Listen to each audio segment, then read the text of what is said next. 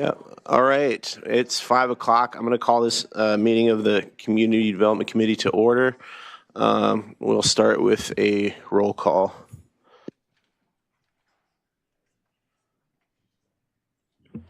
Jason Cheezit, Community Development Director.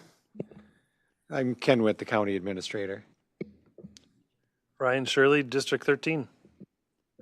Sean Anderson, District 2. Jerry Van Zomerman, District 18. All right. And Supervisor Rice? Carrie Rice, District 5. All right. We have a quorum. Now we move on to approval of the minutes. Any comments or changes, suggestions from the minutes from the work session or the last committee meeting on September 19th? I have none. Nope. Those will then stand as approved.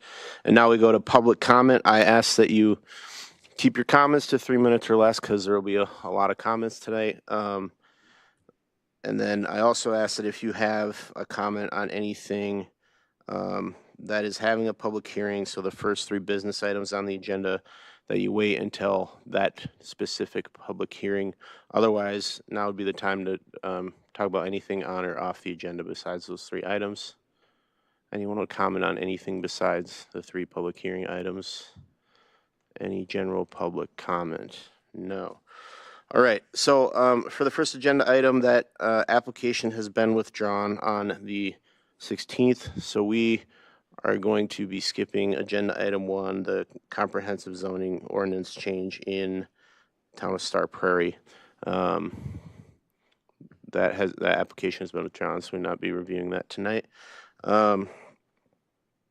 Now we'll go to business item 2, the ordinance amending the comprehensive zoning district in town of Richmond. Good afternoon, Mr. Chairman and committee members. John Hilgers with Community Development. I'll be presenting the overview on this item tonight.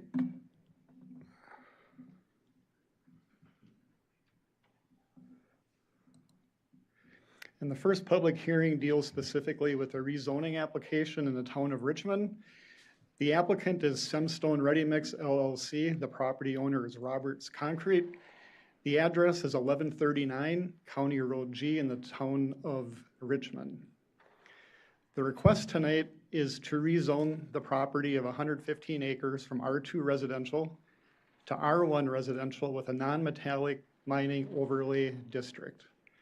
And the purpose of the rezone is to promote the expansion of an existing non-metallic mining operation just to the east of the subject property.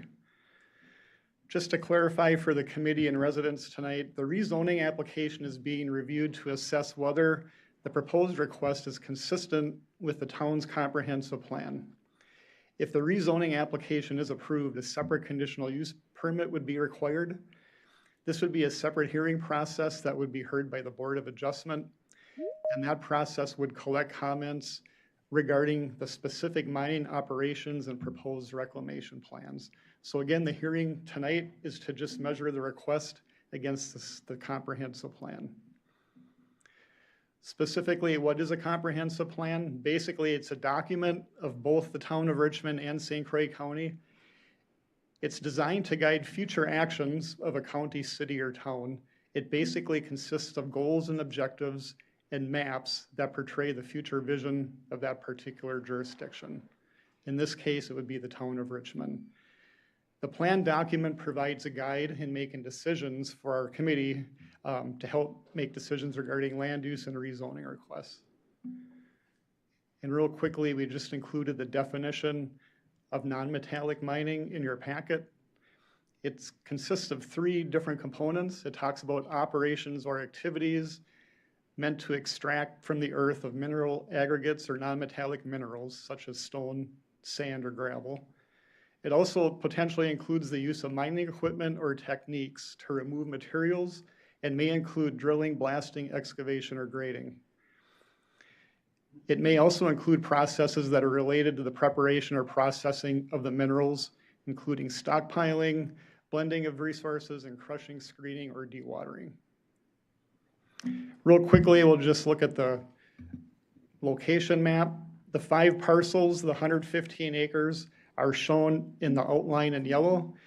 In the town of Richmond, it's just south of County Road G and east of County Road A. And then zooming in a little bit more, you can see the parcel outlined in yellow.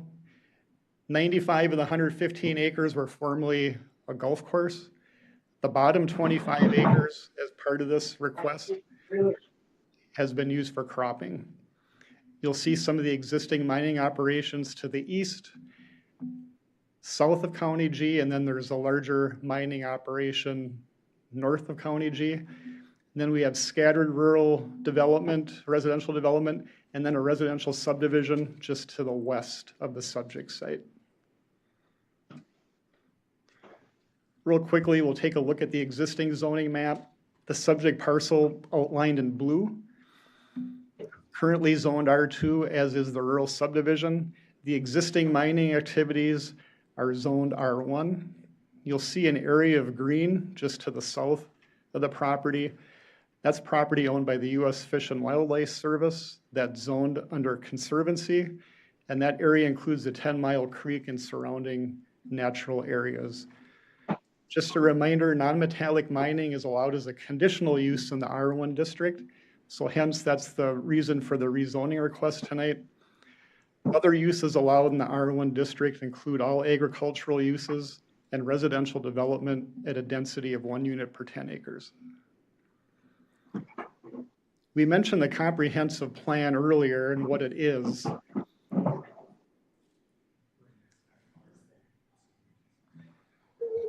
And the significance of the comprehensive plan document is that rezoning decisions must be consistent with the comprehensive plan, and that's in accordance with State Statute 66-1001.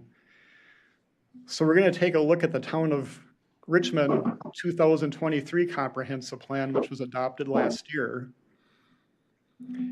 And we took the future land use map and we highlighted the subject parcel in blue at the tip of the arrow. That's the 115 acres. And the Town of Richmond future land use plan map identifies this parcel as future industrial. The Town of Richmond also identified statements regarding the industrial category. And from the language of the comprehensive plan, it says new industrial land use is limited to expansion areas of existing non-metallic mining sites on County G as shown in the future land use plan above. And then under the natural resource chapter of the comprehensive plan, it talks about the Town of Richmond having significant supplies of sand and gravel. The soils amongst glacial outwash are the most likely source for sand and gravel, as the melting waters of the glacier were most active in these areas. And again, that's kind of in the area of County G, both south and north of County G in the Town of Richmond. Next, we'll take a look at the St. Croix County Comprehensive Plan, which was adopted last year, just a year after the Town of Richmond's. And to a large extent, the county future land use plan map from the comprehensive plan mimics the Town of Richmond plan.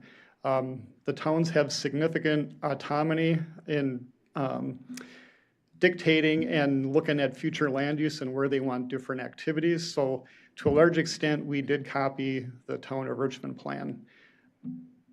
The county comprehensive plan goes on to say that the purpose of the future industrial classification is to identify areas suitable for planned industrial development, including quarry sites. Another feature we look at during the rezoning review is how the request measures up with the natural resource management plan the county has adopted. And so we'll take a look at a couple maps from that plan. So we take a look at natural resources with respect to waterfowl protection, prairie remnant sites, sensitive areas, scenic rec areas, and environmental corridors. And within the blue area, we don't really have any significant environmental corridors. Just to the south, on the property owned by the U.S. Fish and Wildlife, we do have that designated as a waterfowl protection area, and you can see the outline of the creek at the bottom of the map. Next, we take a look at other features regarding shoreland areas, wetlands, limited soils, floodplain, and intermittent streams. And you can see on the map, this green shaded area is a shoreland area, and that's the lands within 1,000 feet of the smaller water body. And shoreland areas are regulated through Chapter 16 of the county, and that deals specifically with development standards for various uses that establish hard surface requirements and different setbacks. So if this application proceeds, they would have to comply with Chapter 16. You see these very thin blue lines kind of in the site. Those are identified as intermittent streams, and those basically direct surface runoff during snowmelt and precipitation events. Drainage and stormwater plans would be required for review for any development or mining activities on the site should it proceed. Next, we take a look at the soils map, and this predicts and shows based on soil mapping where gravel deposits, sand deposits, and steep slopes are. And again, the subject property identified in blue. The subject parcels include large areas of likely sand deposits and some areas that have soils suitable for some productive farmland. And again, that's based on soil data from the Natural Resource Conservation Service. Another important component of our rezoning applications and things that we do is we have to circulate the applications to the various governmental entities. So the town of Richmond did receive the rezoning application packet. The town plan commission and town board did meet, and the town board did recommend approval of the rezoning request at their September 24th meeting. The Wisconsin DNR was also sent a rezoning application for review and comment, and we did receive an email back that basically said we have no comment to make on the rezoning request. And the St. Croix Highway Department was forwarded the request since County G provides primary access to the site, and they do not have any comments at this time as well. If the application for rezoning is approved and they proceed to the conditional use permit application, the County Highway Department would likely have further comments at that time. Next, we just included a page with respect to the NMO, or the non-metallic mining overlay district standards. Particularly, we would ask you to pay attention to item 2A, dimensional standards. We talk about the non-metallic site must comply with buffer zones, setbacks, heights, operational standards that are required by Chapter 14. And Chapter 14 is the specific code that deals with non-metallic mining. And within that code, they have buffer and setback requirements, but they also reference state and federal regulations that must be adhered to. And then next we take a look at technical review findings. We pulled different policies out from the town and county comprehensive plans. I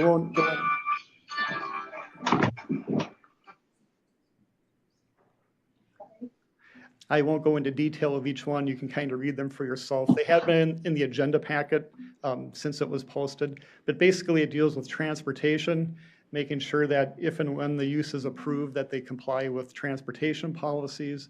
It also talks about numbers 4, 5, 6, and 7, deals with non-metallic mining industry, talking about the need for appropriate environmental protection and operational regulations. Talks about number 6, the buffering of residential development from such uses.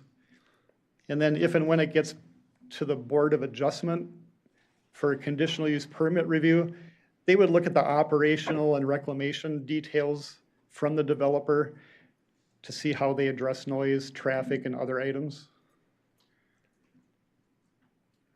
And as far as other considerations for the committee, you would need to conclude that the request is consistent and not in conflict with the St. Croix County Natural Resource Management Plan. And again, we just walked through some of the maps and the different standards that would apply. We also talk about the request being consistent and being required to be consistent with Chapter 14, non-metallic mining, Chapter 15 zoning, Chapter 16 shoreland zoning, and other applicable city St. Croix County ordinances. In terms of what the committee should consider, the committee should only recommend approval for rezoning subject to the following provisions: that the use is consistent with the county and town comprehensive plan, that the use would be consistent with the natural resource management plan. The rezoning would be consistent with the zoning ordinance and all other applicable codes. That the town has not disapproved the rezoning request. And that the proposed use is consistent with surrounding districts and land uses and does not result in spot zoning. In terms of actions the committee can take tonight, you could recommend approval, recommend disapproval, or continue the public hearing for additional information. And as with all requests, staff reviews the information and we put together a recommendation for the committee to consider. So after review and looking at the different agency comments, staff does recommend approval of the rezoning amendment from R2 to R1 with a non-metallic mining overlay with the following findings.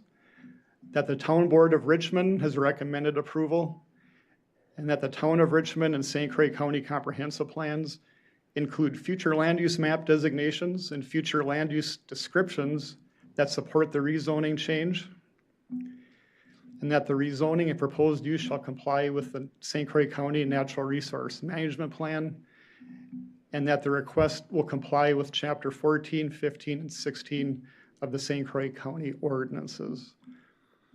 That concludes the overview of the request. As of 4:30 today, we did not receive at the county any written comments with respect to this application.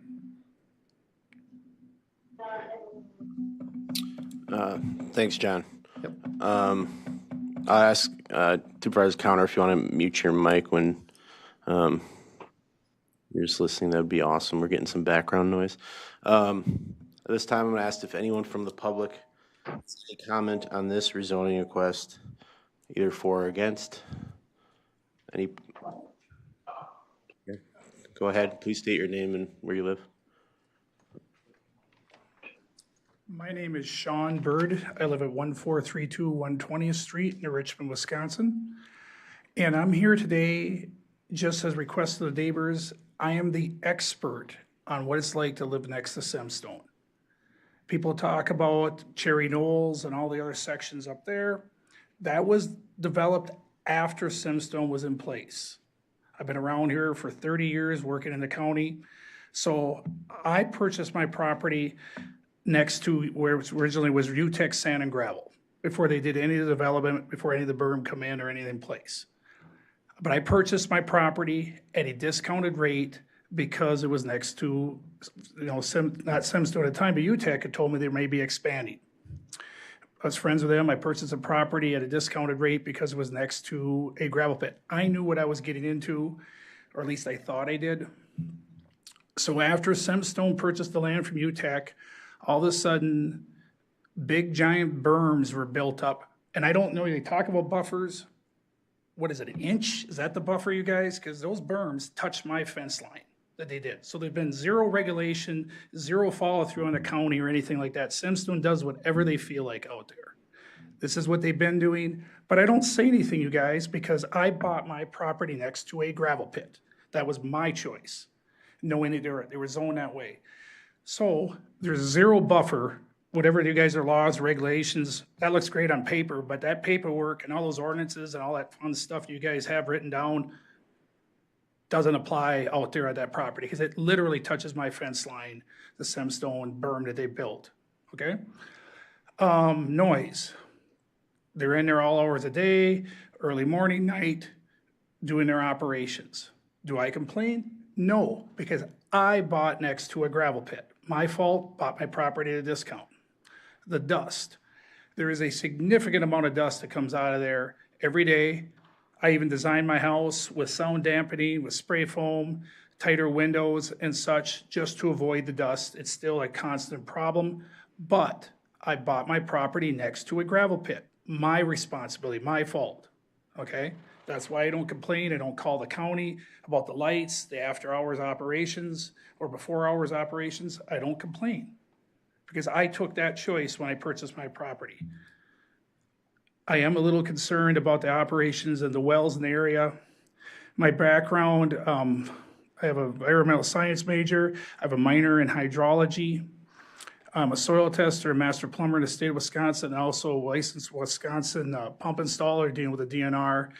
And I have my water tested on a regular basis to see if there's any changes or fluxes in the water because of the water table is fairly shallow around the area. The soils, we all know are permeable, very permeable there, and the water all flows my direction. I don't have a hydrograph on me that would show it, but it all flows, I believe, towards the 10 Mile Creek, or in the case of the neighbors, towards the Willow River to the west. So all operations that go on Simstone, anything that would permeate through that area work is guaranteed to percolate westerly towards their houses. Currently, there's a nice buffer between them and such. So if anybody from the board has any questions about, or the public would have any questions for me, what it's like to live the Simstone, I am exactly what they're doing. They're continuing down. Like I said, I don't complain. I don't call the board. I don't bother them because, or, call the county or anything they do because it's just not my nature. And I bought next to a gravel pit. But these people have their concerns. They're very genuine. And like I said, I paid $150,000 for 36 acres, a house and a big pole shed because it's next to a gravel pit, you guys. So I don't know what that's gonna do to their houses or things like that, but it's definitely not gonna be a positive and such when they're expanding their area.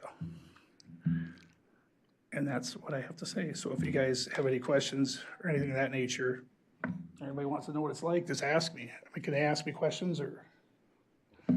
This is just a comment period. We can't ask you questions either, but public can obviously feel free to ask you questions, just not in. No, absolutely. Yep. I wasn't trying to do anything inappropriate. Yep. Okay. So, yep. All right, thank you. Thank you. Anyone else? Yes, please come forward, state your. Oh. Hey, name is Tom Peck, 1091 148th Avenue. I've been out in the area for about 13 years. Did buy near a gravel pit and a golf course, which of course the golf course isn't there. I wasn't aware of this since thing happened until about a week ago. Township approvals and stuff, it's hard to get all the info out to the people so we can evaluate it. Of course, it's past the township now, but one thing I did hear in the discussion here is about expansion of an existing operation. And my question is, and it's gonna be hard for me to point, but the area you guys have outlined, and then you've got the existing quarry, what is it, who owns the section in between that they're not trying to get rezoned? Is that Simstone's? You know what I'm talking about? I don't know if I can, just to the right of the, just to the right of, this area right here. Who owns this area right here? And the reason I ask is because if you're expanding an existing operation, you're skipping over that and you're going to a completely different area. It'd be like saying, all right, I got a Simstone quarry and I'm gonna go mine up the road somewhere else. It's gonna require all new entrances and all that kind of thing. So to me, it's not an expansion, it's another one, it's a new one. Simstone owns that. Okay, Simstone owns that territory there? So, what is the plan for mining that? I haven't heard that discussed, so I guess I'd be interested in that. How long is it gonna take for Simstone to mine into that area that they're focusing on right now? But there is a lot of noise with trucks. Jake brakes is one of my personal irritations. If the trucks go by, normally it's not an issue, but Jake brakes and more traffic, more truck traffic will be a problem up there, in my opinion, and maybe we need to go back to the board and have them reevaluate what they're looking at when this kind of expansion comes along, because we were not anticipating that golf course becoming a gravel pit when we moved in. That's all I've got. Thank you.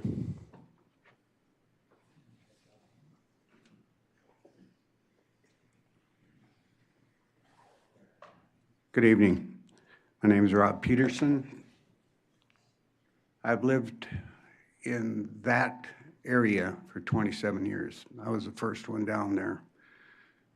We built a shed back in 98 or 99. There wasn't a road back there. Through the years, I built 2 houses back there. Just built my last one 3.5 years ago. Close to 600,000. About every 2 months, I have to wash various things. I get woke up at 6 o'clock in the morning with the noise. Actually, this development is here first.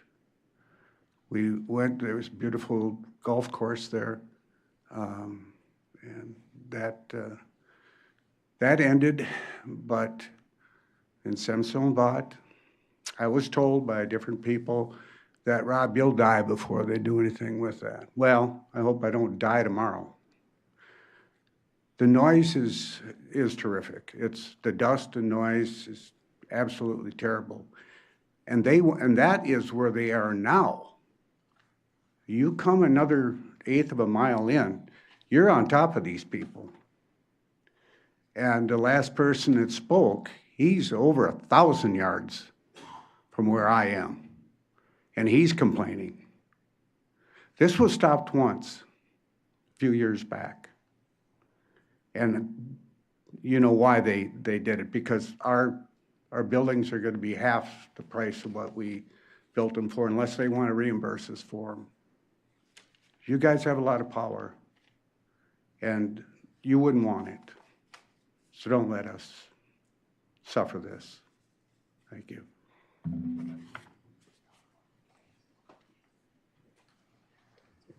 Thank you. All right, Andrew Heinen, 1439 112th Street. This is me right here.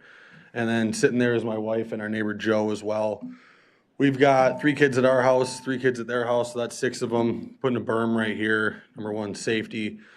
But what we have right now, we're already cleaning dust out of the windows, the cars, the rest of it. The noise, they start early, they end late. So anybody that lives along 112th here, what we have coming from here, jumping over this land, I just purchased this, Semstone just purchased this. All of the stuff we're talking about is coming over that onto this land. These people are gonna have it right here, and there's their home. I mean, we're getting even closer and closer. It's right in their front yard, and you talk about property devaluation, et cetera, all that stuff, the land tables, the dirt, or excuse me, the water tables, the dirt. All of it's a negative. We don't get anything good out of this. And I think Sean Bird, who lives on the corner, what are you, Sean? You're right over here. I think we give everyone a visual on it. Sean's right on that mine. And he just told us the value of his acreage, which is far more acreage than anybody in this neighborhood. And it's at a far lesser value because he bought it on the mine. We didn't buy on the mine, and the mine is now coming up to us if this is allowed. So we also do have a petition from the neighborhood. It's been emailed into you guys. There's like 80 homes in the neighborhood. In the short time that we got to handle this, I think there's already like 60+ signatures on there as well that want this at least to be delayed and properly discussed. And ideally, you guys are in support of not allowing it to go any further. So thank you. Yeah, would you like? John, I did email to you directly. Yes. Recently? It was at like 4:15 today. Oh. Yeah. We only had like 9 days to pull together the signatures, so. Yep, if you, yes, you ma'am, and then I saw your hand in the back, so you can go right after. No, you can come, but there's another lady after you. Subanti Lee, we're at 1440 112th Street. I'm sorry, is the microphone on? It sounds like it's Can you hear me better? Yeah, Okay. Yep, thanks. Subanti Lee, 1440 112th Street, and we are just across the street from where Andrew was just talking about.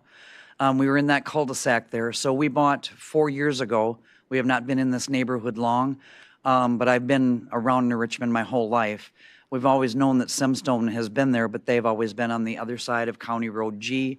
We were aware that they had purchased the land of the golf course, but we had no idea that they were going to come right up to the property lines there. This is all news to us, and I'm very concerned that the town of Richmond would go ahead and approve this without not letting any of us know about this. Now, we just got your letter, and we appreciate it, only about 10 days ago. And like these guys said, they've been really working hard to get this petition together, and I hope you look at it and pay attention to it. And please, guys, just remember, I mean, we bought out there because it is a quiet neighborhood, and we'd like it to stay that way. We do already have truck noise and dust and dirt from Semstone where they are now. as they get the conveyor belts in and everything else, I mean, it's going to get much, much worse if you let them expand this. So please, put yourself in our shoes and really think about this. There's a lot of homes out there, and it's really going to affect a lot of families there. There's a lot of children out there as well. Thank you. And I think I saw it, yep, you in the back. Yep.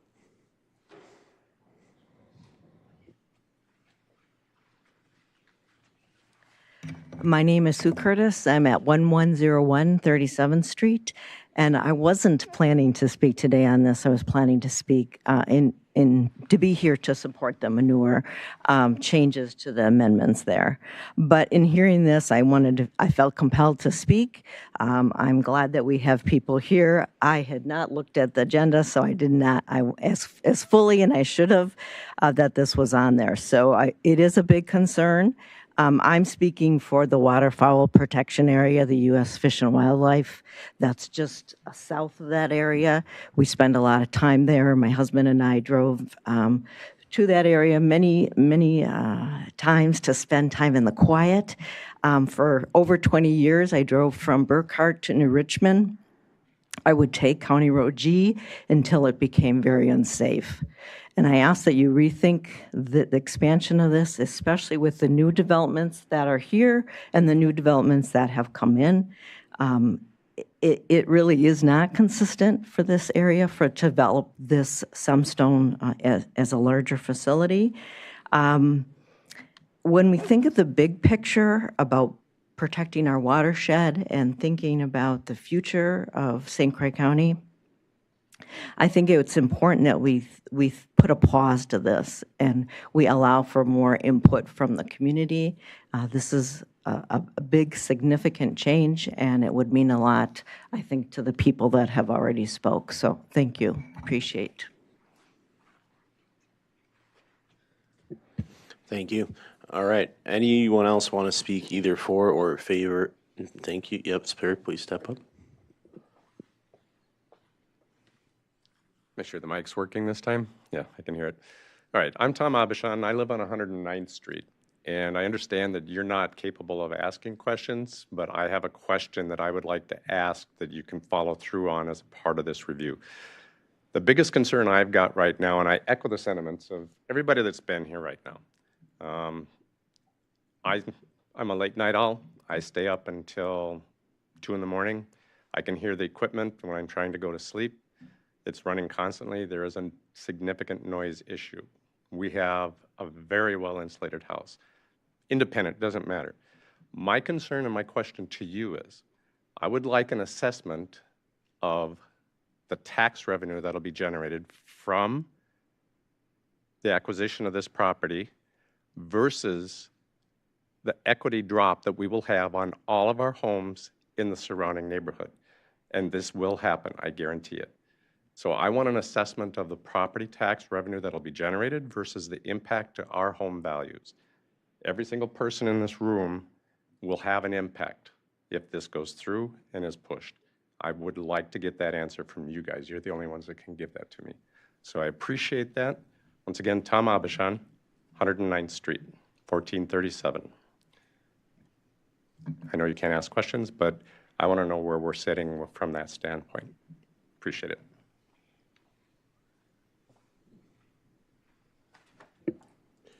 All right. Anyone else would like to speak on this ordinance amendment, either for or in favor? Anyone else wants to speak on this ordinance amendment? Anyone else on this ordinance amendment? All right. Then we will close the public hearing for now. We'll get into the agenda item. Does anyone want to make a motion related to this ordinance amendment?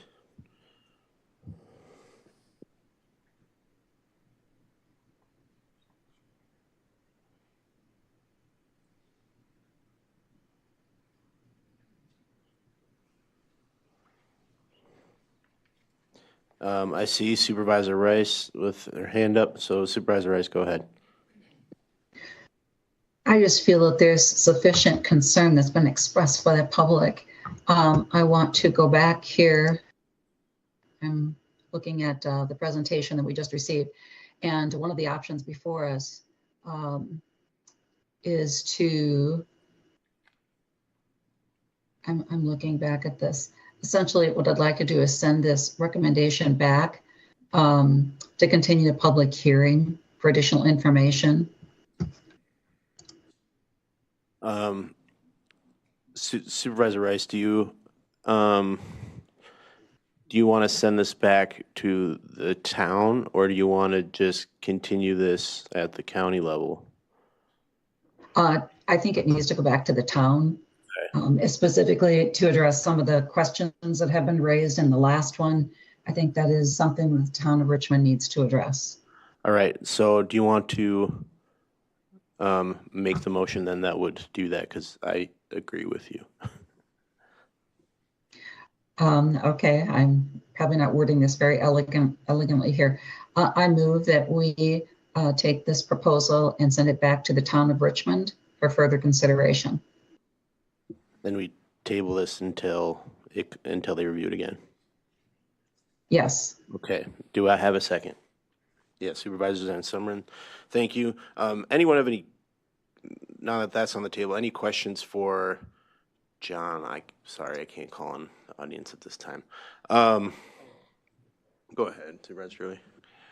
I just have a question for John or Jason. How have we had a lot of complaints or issues with the existing facility? That is something we'd have to contact our zoning staff with. I can't answer that right now, but we could find out. But we do know that they have to go through every 5 years and get their CUP permit renewed. And I believe that there hasn't been much for public comment in that at those hearings.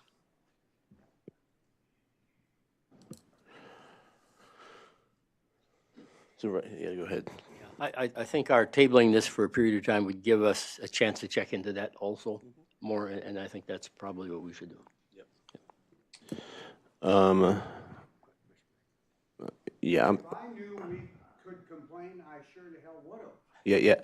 That's. And the town board never told anybody about their. I understand, sir.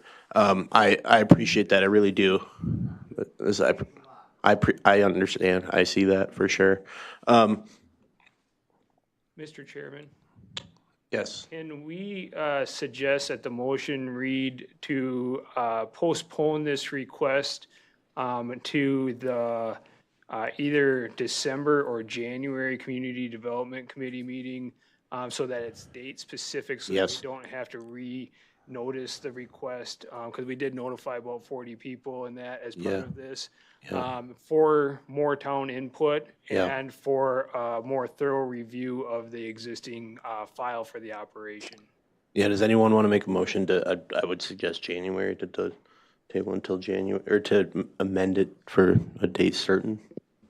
I'd be in favor of postponing it. I guess that's postponing is what we do nowadays instead of tabling it. I forgot that because Corp Council isn't here, but yeah, postpone it until. Well, there's a motion on the table to delay it. And so really it's an amendment just to specify when Yeah, that just postponement. specify the month. Yeah, so I think Supervisor Weiss would have to make that. Anyone can make an amendment. Okay.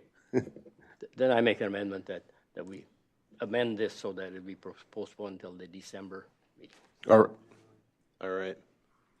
December. The statement was December. Do I have a second? Supervisor Rice, do you want a second, or Shirley or Count? I'll second that. All right. Supervisor Second. Rice seconds that. Any thoughts on that, John? Just for clarification purposes for those here, what is the third Thursday in December? Just so there's a date that people can fall back on. Yeah. The 19th. It would be The third Thursday in December. December 19th. December 19th, 5 Yes. o'clock. Yes. December 19th at 5 o'clock. We'll be reviewing this. It will be, if this goes through, it will be sent back to the town for review. Whether they decide to review it or not is, I guess, up to them in that time frame. But we will take a public comment on it again in December. assuming there's no debate from the committee on doing this postponed.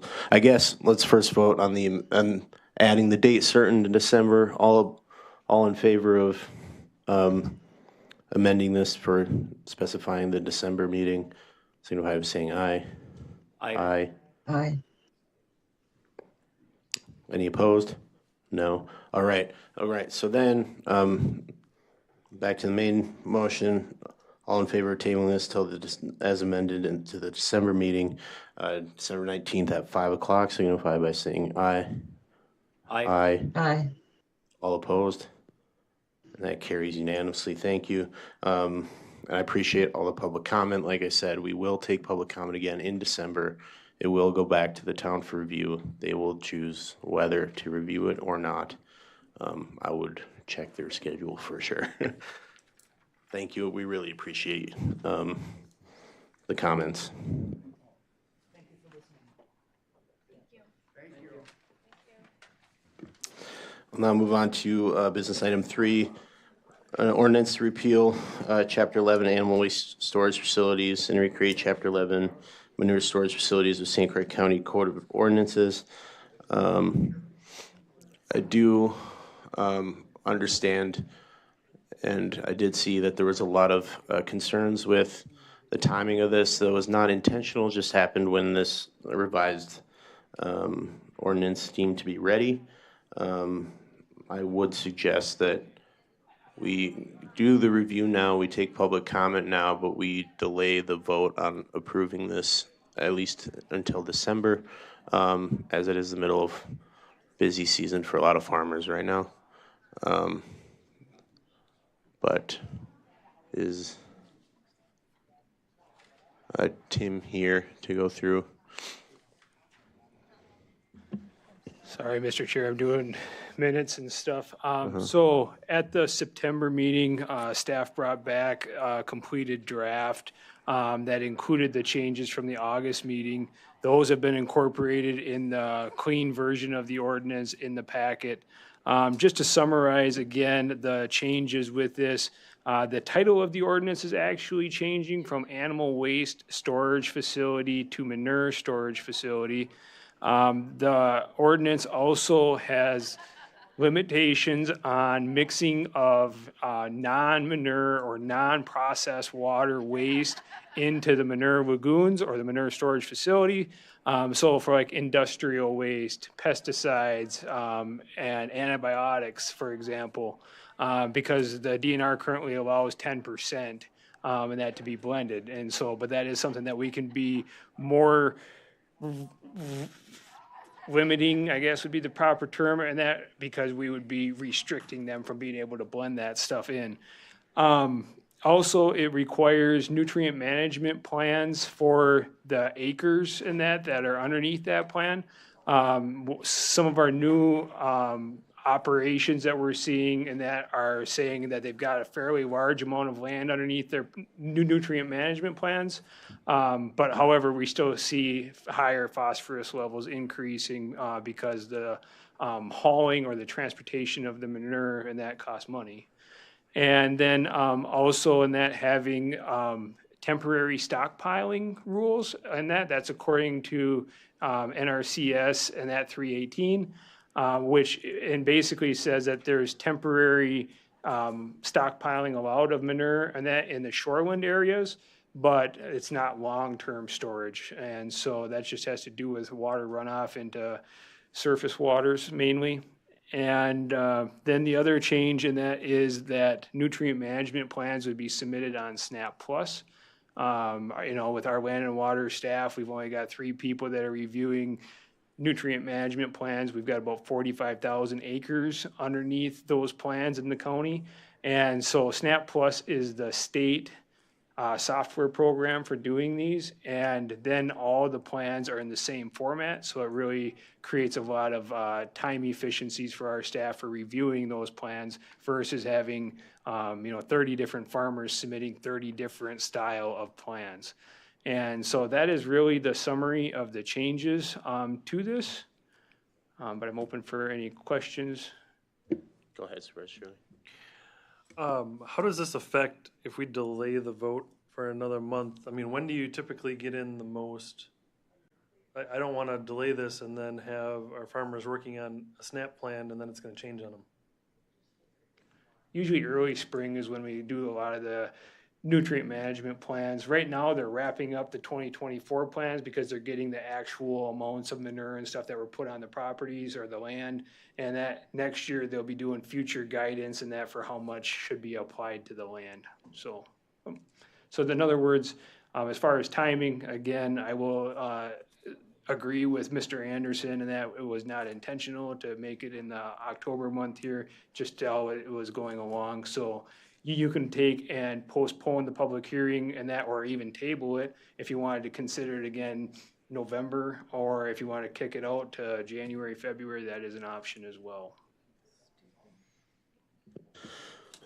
My thought is we take the public comment and then we table this until the winter when people have more time to, I guess, absorb it and then maybe have some more thoughts for when we review it again.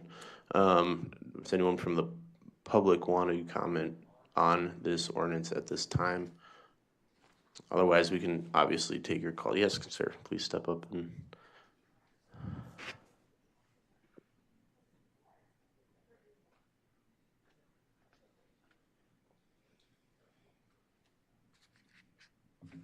Yes, good evening, committee. Thank you for hosting us. My name is Stephen Shalla.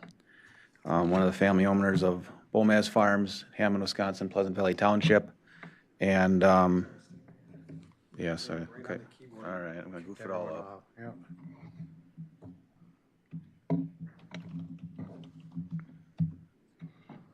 All right, we're back. Okay. My apologies. So I want to thank you off the bat for your proposal to table and postpone any action on this item. It's a very, very significant item to our operation and the whole farming community. We kind of understand that this chapter stems from concerns about digesters and other proposals that have gone on in the county, but we want to be clear that it would apply to farms and those farms of all shapes and sizes that would have a manure storage structure. And there seems to be a lot of confusion in the countryside about that based on previous conversations this committee has had. So we want to share that in our very quick review because it is a very busy time of year and we also feel like we didn't have a lot of notice or communication about this. We feel like there's definitely an impact that'll be felt at the farm level and potentially a disproportionate impact towards medium and small farms that would have more things to do, more cost to cover. And I think you got to be really careful that we don't have negative consequences and a lot of indirect or unintended consequences, particularly for those smaller operations that have plenty of challenges. We all have plenty of challenges already. So just taking a 10,000-foot view, just to remind everybody, manure storage structures are put in place for a reason, a positive reason, and that's it's an environmentally responsible way to handle the manure sources we have. We don't want to be putting it on certain times of the year. Therefore, we have the storage structure. And I feel like the topic of over applying nutrients has been discussed. With the manure structures, it's more about when we're able to apply and getting it on the right places at the right times in the right field conditions. Because even a small application in the wrong situation can cause a negative result, a damaging result. And we're well aware of that, and we want to be doing our very best we can. I think St. Croix County has a core of very progressive farmers and an agriculture community that intend to be here for a long time. I want to leave you with just a one-page summary from the Western Wisconsin Conservation Council.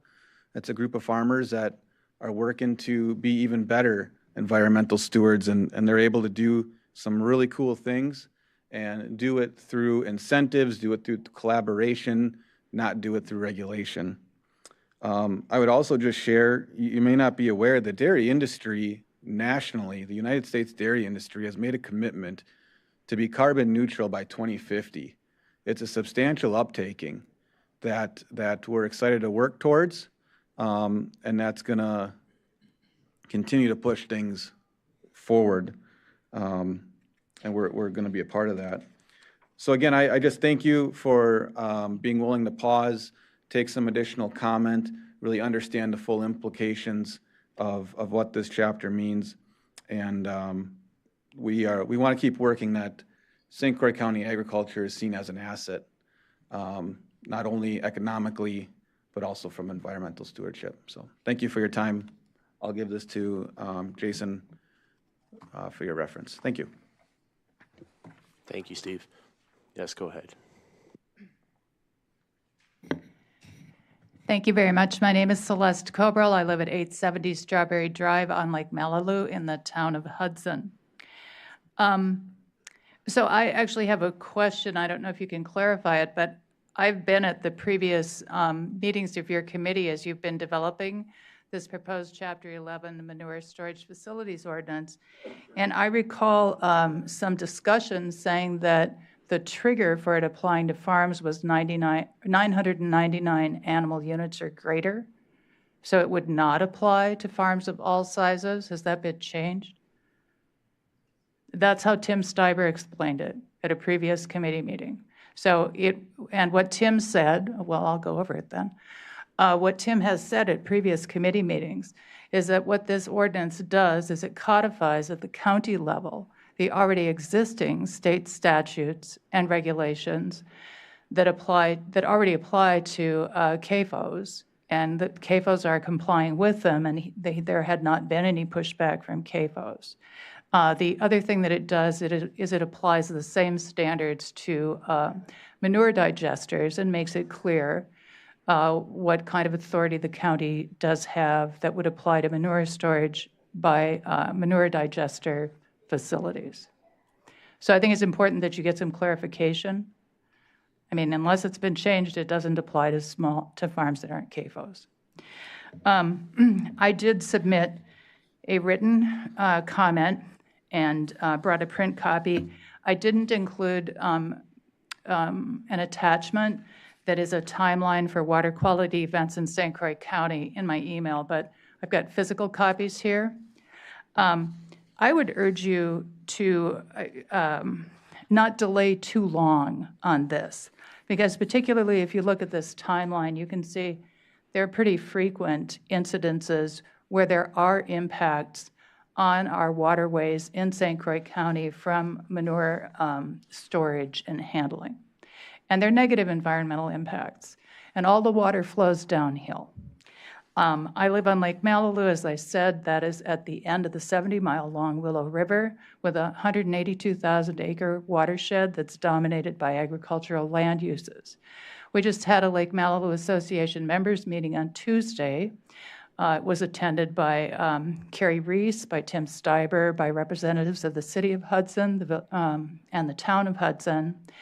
And we got a report from the consultant, who's incredibly well qualified, that the Lake Malibu Association has hired to address environmental problems on Lake Malibu. And we heard from her once again, ultimately the water quality of Lake Malibu depends on the quality of water inflowing from the Willow River, so continued efforts with watershed partners to improve the quality of water entering Lake Malibu is highly recommended.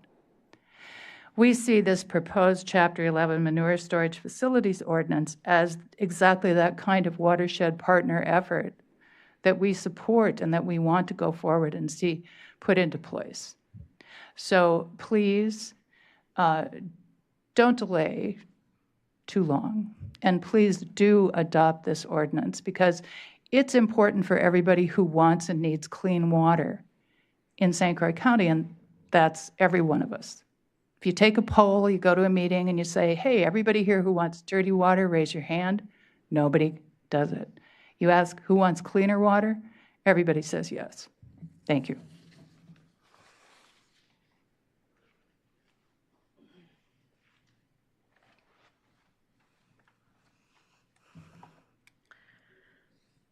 Hi there, my name is Linda Hendricks. I live at 1418 144th Street, New Richmond, St. Croix County, Town of Richmond.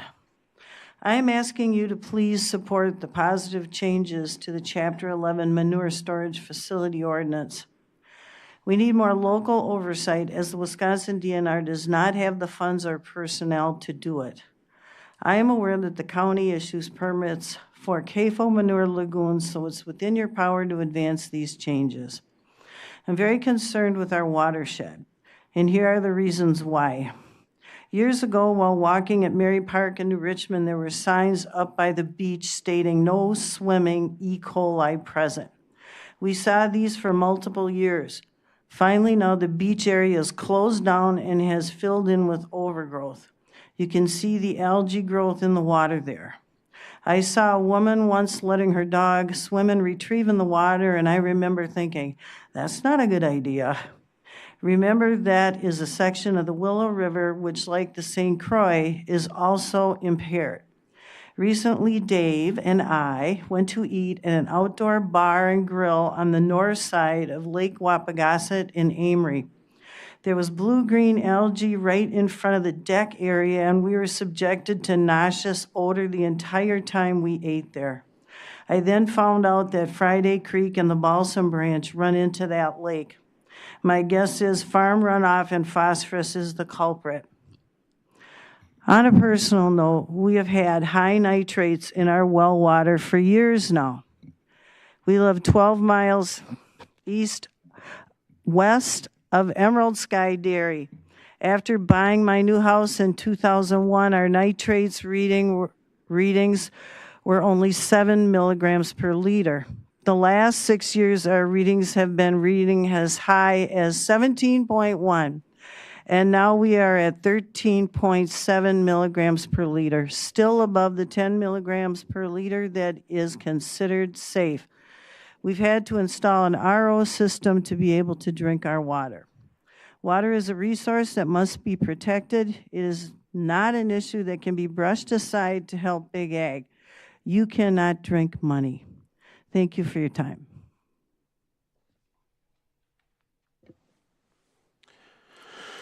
Thank you. Anyone else? Yes, thank you. Please step up.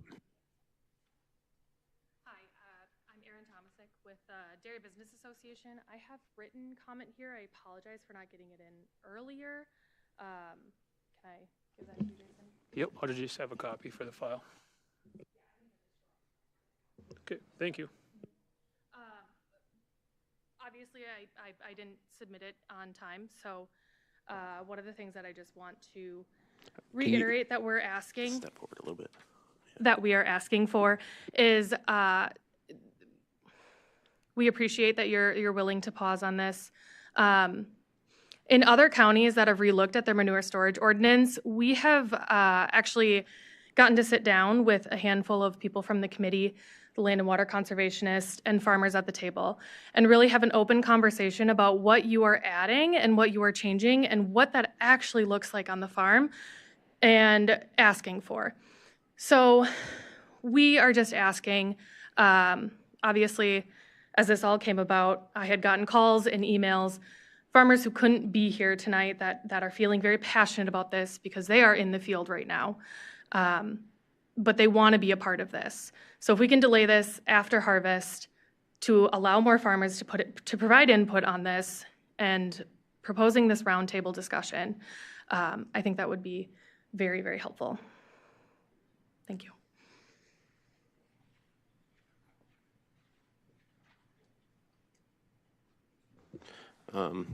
Yes, sir. Oh, yes. Bob, I have your card here. Oh, I'm sorry.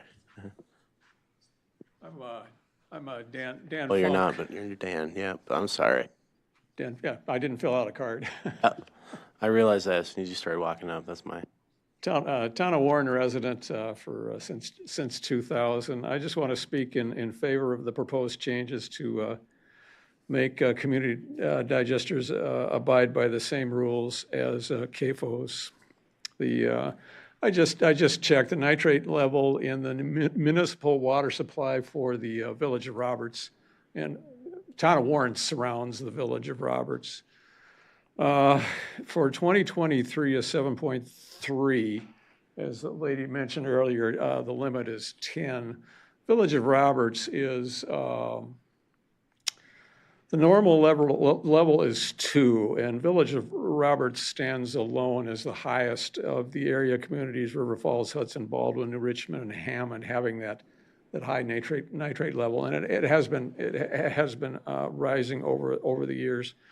We know that groundwater flows from east to west, and essentially the majority of St. Croix County is the watershed for the St. Croix River. And so the last thing we need is in St. Croix County is more nitrates in our groundwater. So I simply want to speak in favor of the proposed ordinance. Thank you. Thanks. I do have a comment card for Bob if Bob wants to step up. Bob's Wald. I'll defer. Okay. Anyone else want to speak either in favor or against? Yes, ma'am, please step up.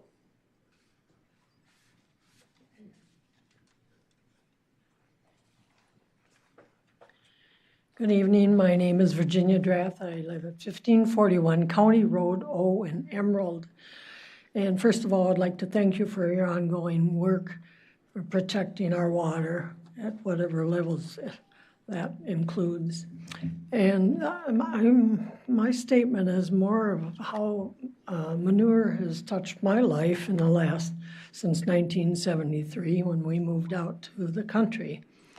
But recently now, there has been 15 days out of the past 5 weeks that I cannot open my windows due to the manure smell from the CAFO 1.5 miles from me.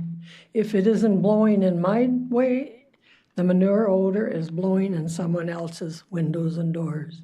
For 14 years, this occurs for me off and on. The folks across the road from the dairy never get rid of the smell.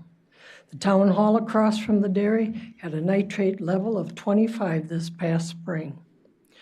I have fellow Emerald citizens tell me they purchased bottled water due to elevated nitrate levels, occasionally brown water, and don't want to know sometimes what a water test might show.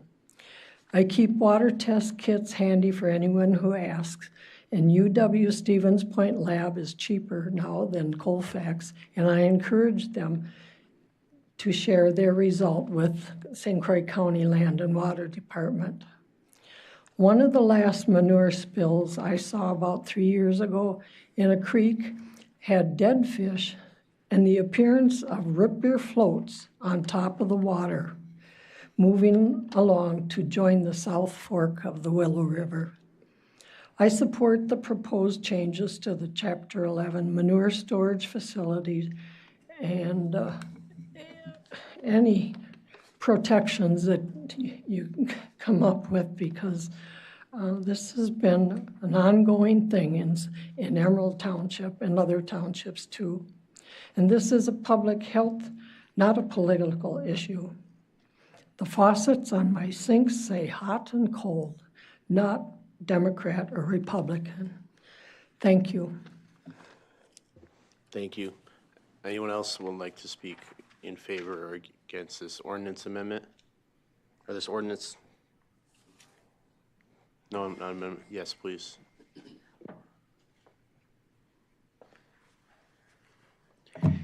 Yeah, Tom's Wald, 6009 County Road Z, Hammond, Wisconsin. I would like to actually speak against this. We dairy farm, we are a CAFO. We are under most of these restrictions that are proposed. I would just like to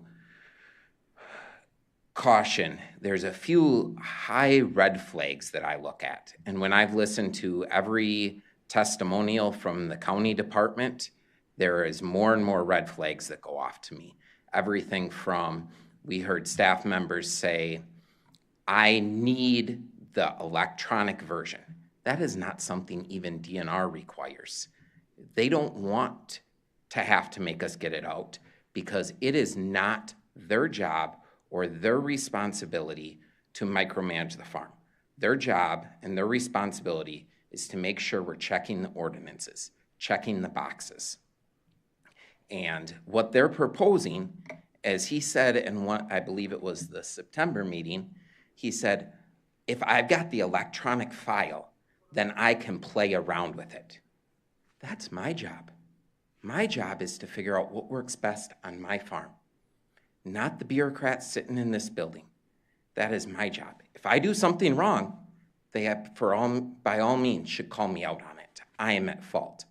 But their job isn't to tell me how to farm. As Dwight D. Eisenhower once said, farming is easy when your pencil is a plow and you're 1,000 miles away from a cornfield. I feel like that's what we're trying to do here. And these regulations might be whole at heart, but please look at how they're going to affect the farms. I served before, I believe, any of your terms here on this board or any of the community development department that's sitting in this room. I served on a water quality study committee years ago that set background rules, allotted funding to community development department to study our water, to figure out what's going on for our groundwater. And we were not reached out to. I don't believe any of us were reached out to when we talk about this. So when we say, oh, this is water quality goals and this is this, and it's not going to affect the CAFOs and whatnot, I think we better reread some of that language. I think we better recheck our definitions, because one of the goals we had was more acres under a nutrient management plan. So I would ask you, is the best way to get more people to put their acres under a nutrient management plan in the county to turn around and say, hey, we've got an idea. Let's make this more rules burdensome so that you bring in a nutrient management plan. One of the reasons for Chapter 11, the same reason for farmland preservation, is to bring in more nutrient management plans to the county. And instead, we're going to make it more difficult. If somebody is daily spreading manure, are they going to go, hey, these rules right here, they're going to make me want to turn in a nutrient management plan. They're going to go, I don't want to do this. I guess we'll keep doing what we've been doing for 50 years. Is it the best thing? That's for you guys to decide. But I would strongly urge you to consider how this is going to affect not as much even the large farmers, because as it's been said, the WPDS permitted farms, and I will caution you, that is different than a CAFO by statutory definition from the EPA, is different than how we've treated the other farms over the years. And a lot of that is financial. You know, we can afford to do more. We have more we have to do because we are larger. We have more nutrients we have to make sure we're properly caring for, properly feeding to our crops so that we can manage what we have been blessed with. And I just don't think that this is going to help or serve the county's goals on that. Thank you. Is there any other member of the public who would like to speak either in favor or against this ordinance? Any other member of the public that would like to speak on this ordinance? Yes, step ahead, please. Hello, my name's Danny Aikenson. I'm a field organizer for GROW, that's Grassroots Organizing Western Wisconsin, and I'm going to speak a little bit about just some of my experience in Pierce County over the last year and a half. So over the last year and a half, we have been organizing for local control in Pierce County and seeing some concerns about a CAFO there named Ridge Breeze, which is owned by Breeze Dairy Group, which now owns Croix Breeze in Emerald Sky, formerly known as Emerald Sky. And one of the reasons I'm bringing this up is because throughout that process, we saw just how vitally important it is to have signed agreements with landowners for field spreading, for manure spreading on fields. Through the public hearing process, a few months ago in front of the DNR, we had 250 people show up in opposition to this proposed expansion.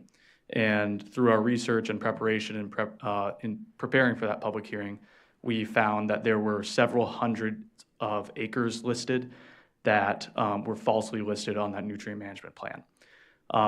So that means that landowners were listed for manure spreading, but they did not know that they that their land was going to be used for manure spreading, despite the fact that the DNR statute clearly states that manure spreading agreements are to be with landowners. So I think that this is a very important step that the county takes to require signed agreements with landowners. Some states, some counties even require notarization of those agreements. So I want to just support the work that you're doing in updating your ordinances and going forward and making sure that everything is being held to account. Thank you.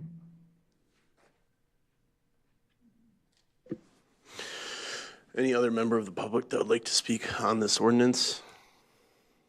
Any other member of the public that would like to speak on this? Any other member of the, yes, go ahead.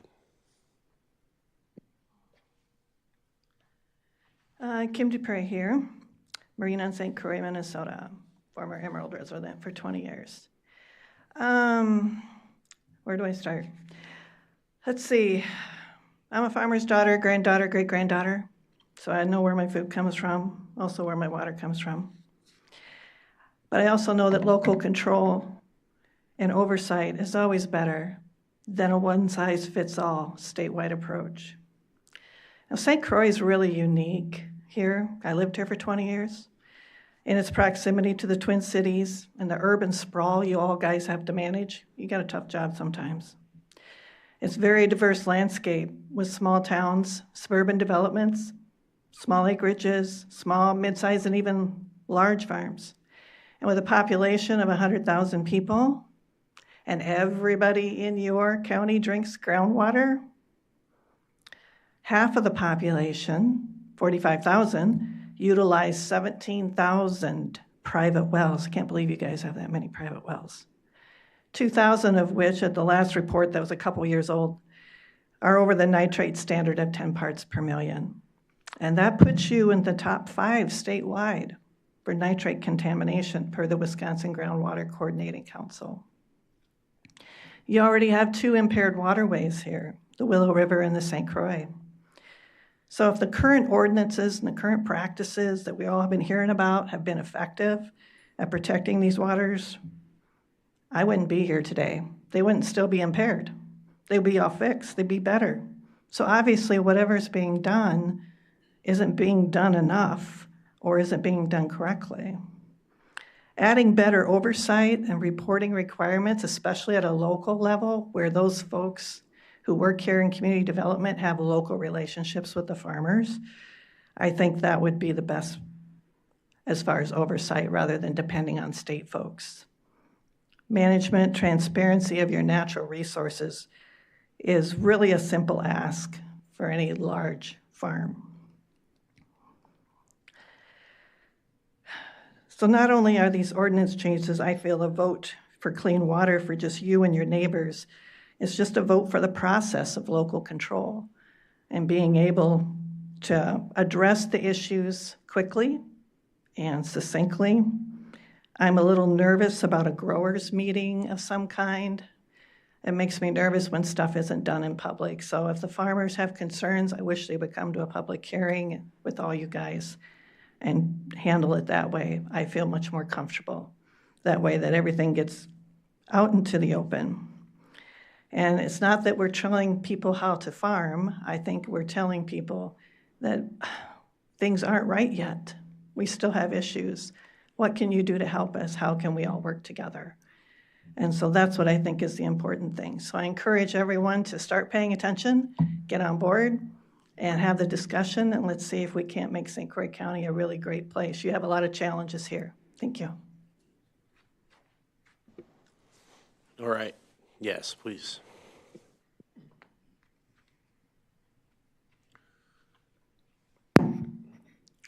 My name is John Gostovich. I live at 870 Strawberry Drive on Lake Malibu with Celeste. When I was a young man, I was an agricultural economist, educated master's degree at the University of Minnesota, and was nonpartisan staff to the Minnesota Legislature Agriculture Committee.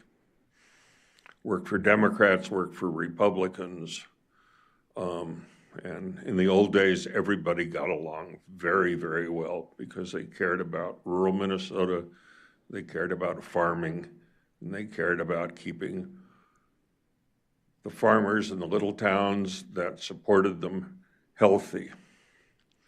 So these are areas that I've worked with and studied for my entire life, and I would just urge you guys to be very cautious about non-specific comments about unintended consequences.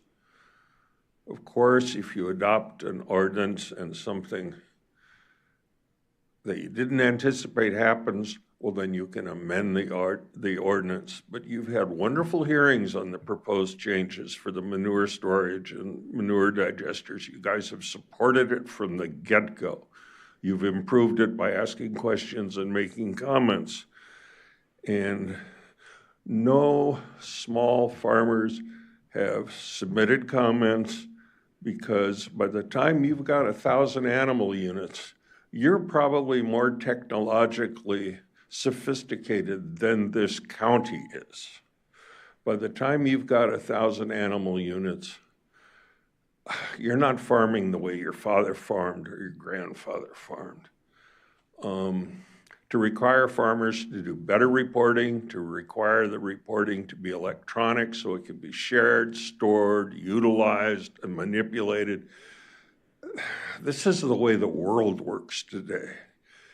And to have very specific requirements for how we work with manure and how we deal with proposals for manure digesters is critically important to our water quality and to the success of the farmers who are doing a good job. There really is no reason to delay the adoption of this ordinance, but it sounds to me like you've decided that that's the best thing to do.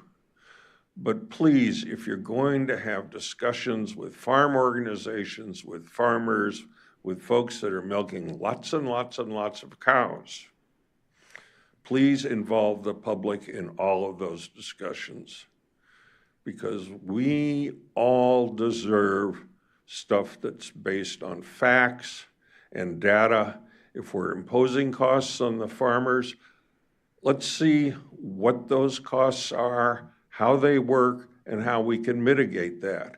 But let's not get concerned about things that are poorly defined, things that might happen, things that people would prefer they didn't have to do. I'd prefer there weren't speed limits. I would prefer that I could do whatever I wanted. I'd prefer that I could build, that I could ignore zoning, for goodness sakes, and put a rendering plant next to an elementary school. You all keep that from happening. This is a very similar kind of issue. So please involve the public in your discussions. Please keep an open mind, and please require data rather than poorly articulated fears, worries, and concerns, because you can't govern with concerns. You can only govern with facts. So thank you very much, and good luck with this. Anyone else from the public want to comment on this ordinance? Any other comments on this ordinance? Any other comments from this ordinance? All right. Does anyone on the committee have any questions or thoughts on this ordinance? Yes, Supervisor Shirley. Okay, I would like to make a motion that in our November meeting, that we extend an invite to our county farmers and have a portion of the meeting as a roundtable discussion on this ordinance. And then I would also like to continue this public meeting, and Jason, staff, you're gonna have to let me know after we do that, is it proper to do that in December or January? Yeah, I'm not sure which one we want to go with that, but I think we do need to continue the public comment or the public meeting after we have that roundtable discussion. Yeah, Supervisor Shirley, I can answer that question. And by all means, in that we tried to engage the ag industry in that. I just pulled it up here. We sent out the draft of the amended ordinance after the August CDC meeting. So that would have been the updated version that was presented to you guys in September on August 21st. And that to some CAFO producers. We never got a response back in that from them. But what I would propose in that, and I realize that this is still harvest season, so I'd like to know and that when the harvest season would be done or when people would be available, because then I'm on my trip down south or I'm in Hawaii, you know, so if we could get to some kind of point, then I would like to almost hold a separate, I'll call it stakeholder meeting, and we could take and divide it into 3 different stakeholder groups. We could have everybody there. It could be a completely public meeting. The committee could be there or not there. It's up to you guys. But then we could take and break that meeting into certain blocks, and that where the ag folks and that could take and speak their concerns, and that the people with water quality could suggest their concerns.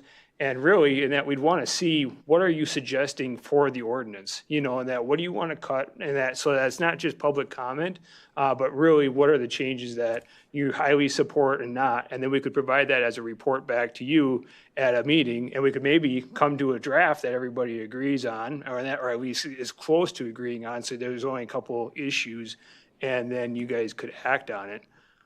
So that would be something in that where we could maybe get everybody at the table. Staff could do it, like I said, or if the Community Development Committee wanted to be there, obviously you could. We could also extend it into the town officials and that to see if they would have any concerns at that level. So it'd be really a 3-part stakeholder meeting, and all we would want to do, probably 3 hours. It could be an evening meeting or in the daytime, whatever would work for everybody. And then we could bring that information back. All right, to follow up with that, I know I have a motion out there. Can I adjust that, or do we need to vote on that first? We didn't get a second, so. Okay. So with that, I like that idea. I think if that's gonna happen, I don't think we can do it in November. I'd like to push it out to a December meeting. I do like the idea of having it as an additional meeting than our regular meeting, because I think we have additional things that we need to do. So I would propose that we do an additional meeting within the first 2 weeks of December to handle this, and then we continue our public meeting in the January community development meeting. Do I have a second on that? It's second. All right, Supervisor Counter. I want to ask the commoners here, does that seem like a fair schedule? Just generally nod, yes, no. When yeah. is it again? An open house kind of meeting in December where everyone says their piece. Yeah. Yep. Yeah, that's a good idea. All right. And then, just to clarify, did you want the public hearing back on the December regular schedule then, that 3rd week, or? I think January. Kind of leave that open? January. January, okay. Yep. Go ahead. I do think that the committee should be at that meeting also, being we're going to be deciding on it. I think it's only fair that we're there, fair to both sides, all 3 sides. Yeah, I agree. I think it should be the expectation that us as committee members are there. Supervisor Rice, go ahead. Well, I was just going to echo that. I think we want to be there. We want to hear what people had to say. And the other thing I'll add is I so appreciate all the comments that we've heard. And I especially want to be sensitive to our ag partners, understanding that a lot of you are taking productive time out of your day to come and when you otherwise would be harvesting. So it certainly wasn't intentional on our part to schedule it this way. But we do want to hear what you have to say. I do believe that we can come together towards our mutual goals. We all want to live here. All right. You have a comment, Mr.? No? Nope. Any other thoughts from the committee here? All right. Seeing none, we'll vote on that proposal to host the open house and table this kind of public hearing again until January. We will also take comment in January, but we prefer that you show up to the open house. Yeah, yep, go ahead, Supervisor Manson. I think all of us who want to be there have to look for a way to be there. So in other words, you aren't going to get a knock on the door and say, hey, you better be there. That's your task. We're going to do our task by opening this up. It's your responsibility to get there, okay? It will be. So the first 2 Thursdays in December are December 5th and December 12th. And we could continue our normal hearing time, community development meeting time at 5 o'clock if you would like on either one of those days. I think either one of them will work for us as staff. We're kind of in the rhythm of it being on the 12th, I think, right, from the Chapter 15 stuff too. So let's say December 12th at 5 p.m. We'll start an open house. Okay. Assuming this goes through, and I'm sure it will, but let's say December 12th at 5 p.m. It will be announced on the official county calendar, obviously, so please check that if you forget. December 12th at 5 p.m. though, more of an open house type forum. Have your concerns. Here's some other people's that maybe don't agree with you's concerns, and kind of just work towards something that most people can be content or even maybe happy with. All those in the committee in favor of this plan signify by saying aye. Aye. Aye. Aye. Aye. Any opposed? No opposed, because everyone said aye. All right. We will keep this open until January. We'll have a work session on December 12th at 5 p.m. Open house. Correct, and that'll be like a stakeholder group. A stakeholder group, And yeah. we'll organize it as an agenda item and whatever order they're in but it'll be egg producers, they're only able to talk. Then the people that are for the ordinance, or I'll say water quality, and the nutrient management plan, then they'll talk. Yeah. And then town officials or something like that, just to keep it so that they're not arguing amongst Right. themselves. So it's actually. And I can't urge it enough in that to try to bring wording suggestions to the text in that, because that's what's really going to take and help move the process along. If I may, I'm gonna suggest that if you have exhibits or wording suggestions or something like that you want to submit to be displayed everywhere, please send that at least a week in advance, right? Would that be enough time, Jason? Correct. Then we could include it in the packet. And then it can be in the packet, and you can talk about your exhibit that's in the packet. That would be greatly appreciated. And we do appreciate all the comments. We understand the investment in this from both sides, or from all sides. Everyone wants water. Everyone wants, or most people at least want dairy to stay in the state. So thank you very much for your intention and commitment. With that being said, we'll move on to the thing we've all been waiting for, as Ken likes to say. Sorry to steal your thunder, Ken, the financial report. I know it's been an hour and a half. I'll try to keep the financial report under an hour and a half. So just a couple of things that we tend to watch within that financial report. So through September, the Register of Deeds fees, because that's really a really good gauge of where the housing market is in the county. So we're at 760,000 through September. Last year at this point, we were at 632. So we're doing better. We'll probably be pretty close to our budgeted amount, which means that there's been a bit of a rebound. The next thing that I would look at is in parks. So we look at our parks fees. So we're at 379. Last year we were at 367,000. So it looks like there's a little bit of a downward trend on the amount of park usage. As everyone's getting past the COVID park inspiration. That's pretty much. That's Intel Eckert. Yeah, Intel Eckert, yeah, of course. If there's any other questions on something else in the packet, I'd be happy to answer it, but those are the kinds of things that I'm keeping an eye on and sort of tracking and watching. Any questions, Supervisor Rice or Counter? None. All right. We'll move on to Agenda item 5, discussion on Chapter 30 Parks Amendments. JR.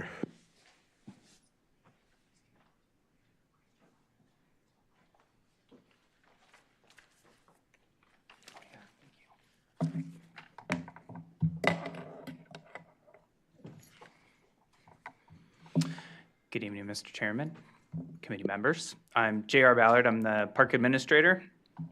You'll call from our August meeting, I believe. We talked about Chapter 30 and making some changes to the old Chapter 30. So I took the changes that were requested by the board and I made those to our second draft.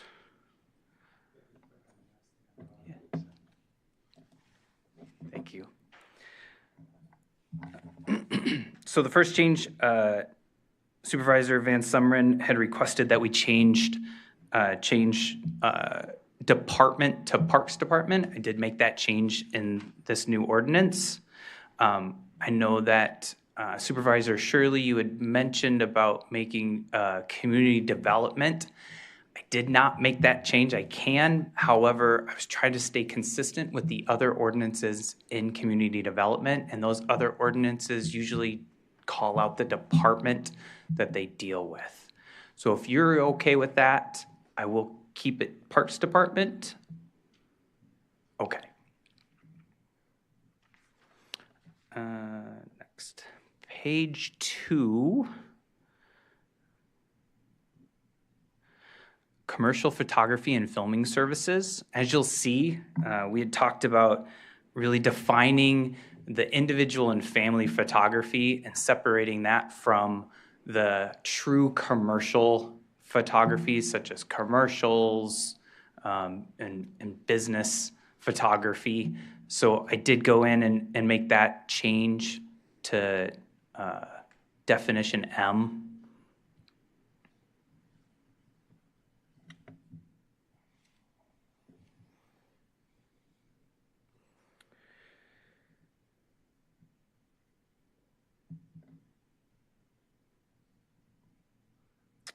Next, page 8.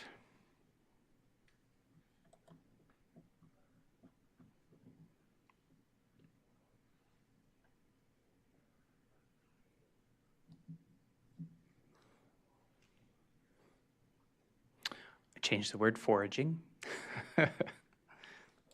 Yes. This copy's a little different than what I was looking at before. I defined, actually, I'm sorry. Jason and I had discussed a commercial vendor contract. So this would be different than a commercial use permit. So commercial use permit would be more short-term, say a few different weekends throughout the summer that a food truck might come into one of the parks. A commercial vendor contract we discussed, such as a watercraft rental. So we have looked into possibly having a vendor come in and do commercial or do watercraft rental at, say, Homestead Park. The Parks Department would step away because currently we do a watercraft rental at both Homestead and Glen Hills. It takes up a lot of our staff time, as well as costs to repair the watercraft. So we've discussed a commercial vendor contract with parks. Again, watercraft might be the first one that we would have, but having that option, maybe somebody would like to have a vending business at Homestead Park down by the beach. They'd like to sell hot dogs for the whole summer, to that effect. So that was another thing that we did add into this Chapter 30 draft. It says page 12, but again,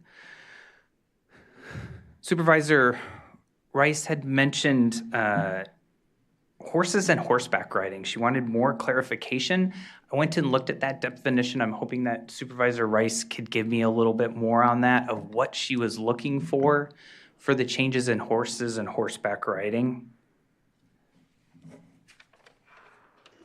Nothing is coming to mind. Okay. I don't recall what I was asking. Okay.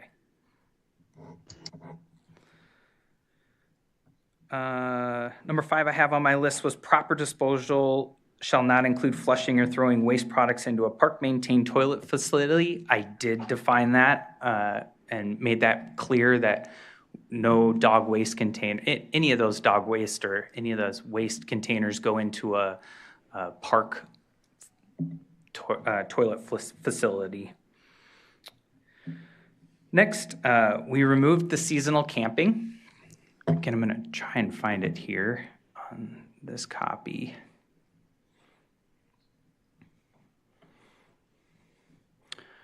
And we added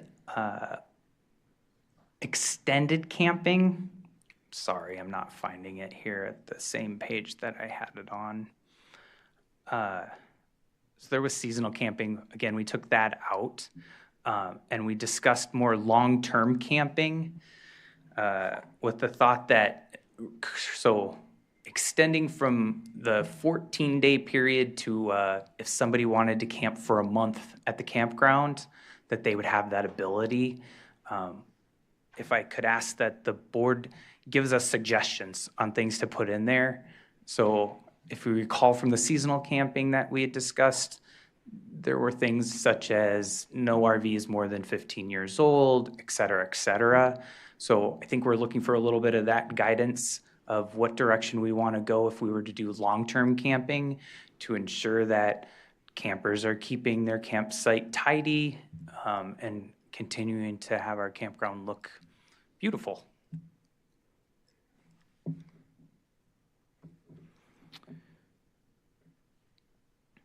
Finally, the last thing that I had added in was a camper pass, and I kind of will get to that for the fee schedule that's coming up next, but allowing the campers to not have to purchase a day or an annual pass when they come camping.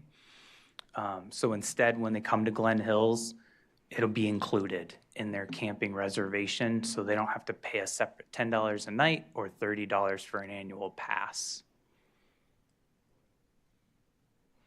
That's all I have for Chapter 30 updates.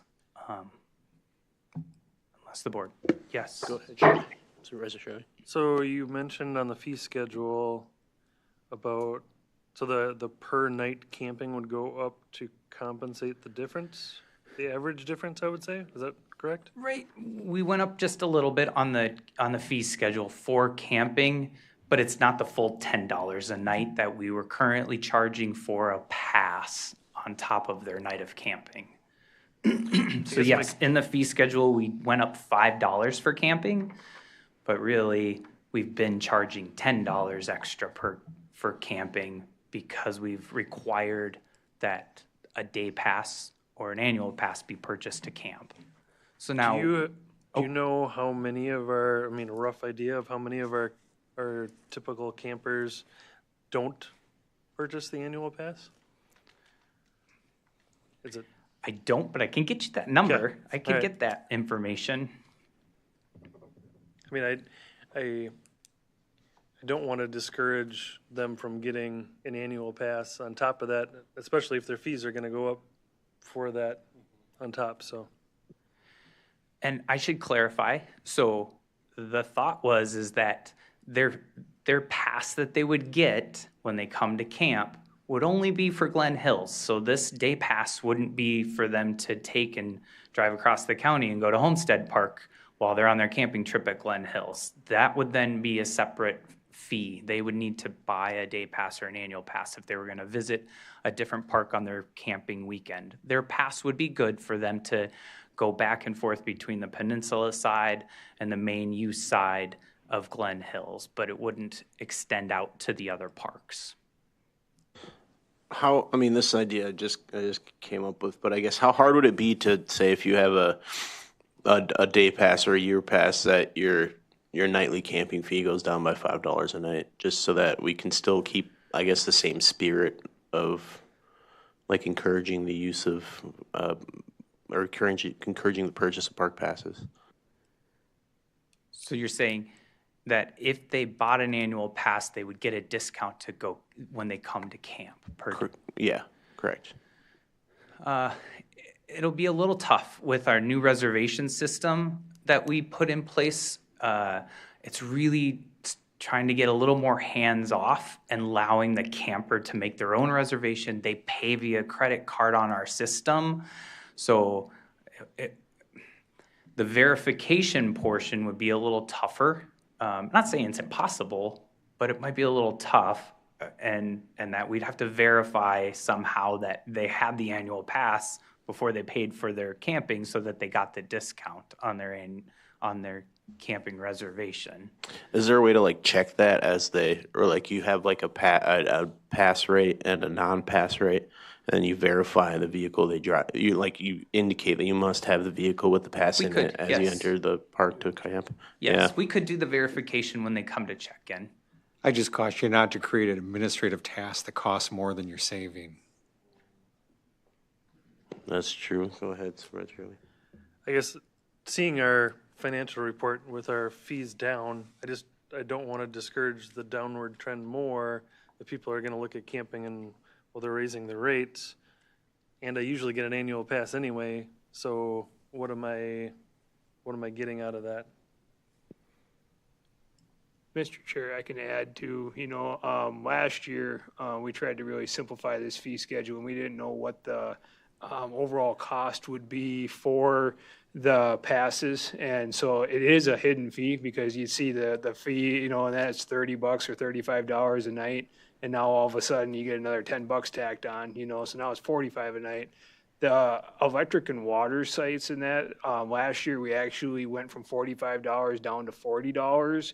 And so they're really going back to where they were 2 years ago. But we really think that it's probably a wash between the amount of people that have day passes and that we'd be losing $5 a night on, and the people that have the annual pass. But it's just to try to streamline that rate so that, hey, when I'm reserving that site, it's $35. It's not $45. So.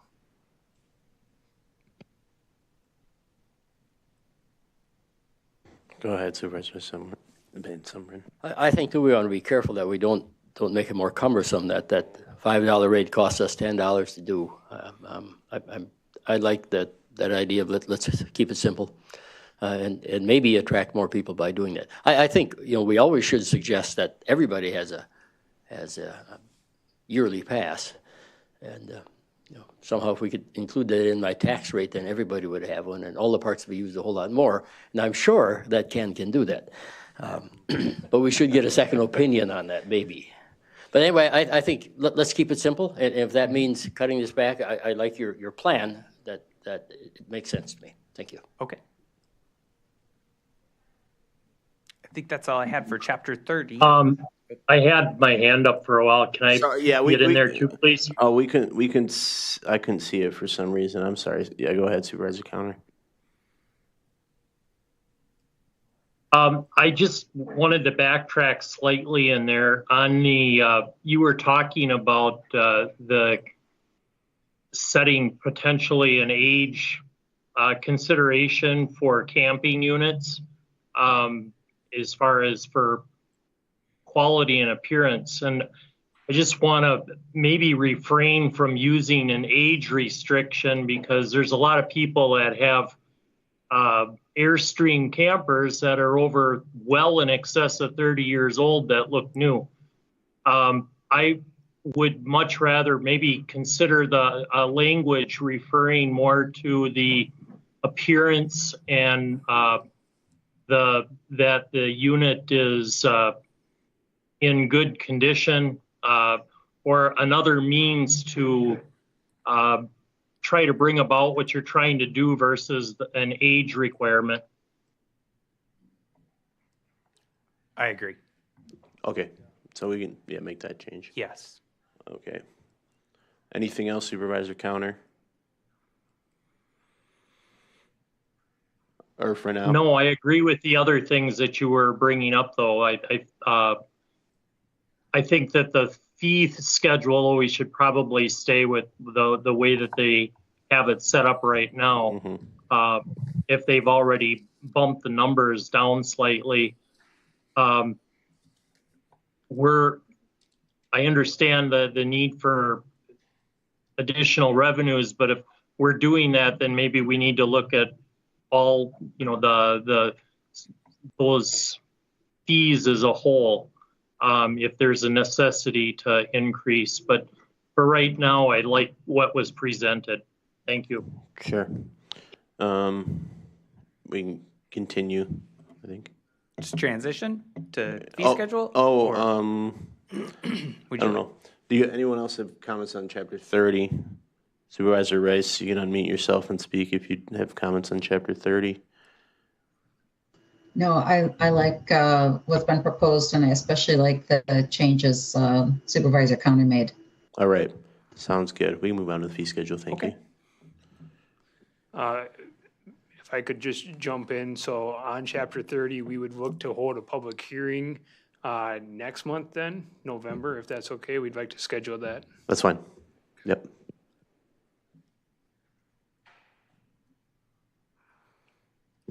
And with that, I'll just start off with the fee schedule. With the current fee schedule, we are 2 years into it, I guess, in that here. And so the stormwater reviews, we have converted over to using our highway department and highway engineering staff for doing that. We've had a handful or 10 or so stormwater reviews that highway has completed for us, and that we're very grateful of that partnership. It's they're able to provide us a quick turnaround on their reviews. In general, the public has been very supportive of it. And so right now, the average that we're running in that is about $175 per lot or outlot. So like a 10 lot plat would be $1,750 to cover staff time. And so I'm confident enough now after a year that we can take and we can have a set fee like that and still cover our expenses. So that it just makes it a lot easier for the public. Okay, any opposition to that? Yeah. Go ahead, Supervisor Joey. Not on that one. But before we move past the first page, I was looking at the credit card transaction fee. I know that we need to watch how that's worded. So technically, according to Visa and MasterCard, we should offer a cash discount instead of a credit card fee, because actually they can take away our ability to charge credit cards if we present it that way. So I guess I'd look into that a little bit more and make sure you have that wording right. I'm not sure exactly how we would. I know it's easier for the fee schedule for it to say that, but just be cognizant of that. Okay, yeah, we'll have to think about how that would work in our new software too, because the way our new software would be set up is like anywhere else, I guess, in that you would have the charge to you, and then you'd pay that fee directly to that credit card processing or that point of sale. So, Maybe just a statement, fees reflect a 3% discount for cash purchases. Credit card fees are 3% higher. Yeah, so it's just a flipping of the wording, but Okay. we can take care of that.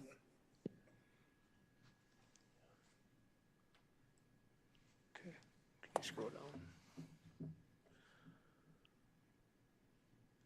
So you'll notice in that all of our land use and sanitary fees have pretty much stayed the same from last year. It's something that I try to get into a cycle on. I'd like to change them every other year because they are larger amounts instead of just taking a 2.5% or 3% increase across the board. And that we usually try to do a bigger increase every other year. That also coincides with our land use and sanitary permits. They're good for 2 years.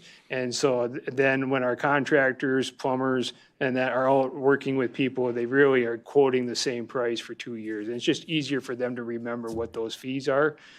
So that you can expect probably on those fees, in that 5 or 6% increase next year. We just try to round up to a round number.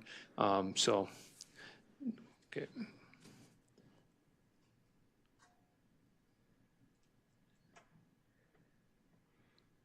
Okay. Erosion control financial assurances with the 50% of improvements, and that this is on the preliminary plat. We will no longer require that at the preliminary plat stage. That would be before the final plat is submitted. So that's why that one line is crossed off. And when we amended Chapter 13 with the land division ordinance, and that there's no longer a waiver, that's a variance request. So that fee is no longer needed.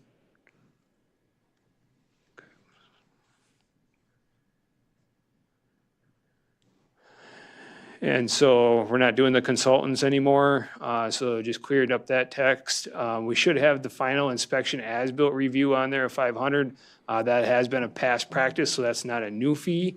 And I think it was actually in here before and that someplace else. But anyway, it's the same thing there. Cleared up the text there for minor land divisions and removed the waiver again there. And then any erosion control increased it to 120% because that's what we've got in Chapter 13 now. But that's not on the road improvements. That's only on the stormwater and erosion control until it's developed and stabilized. Okay. Go ahead, JR.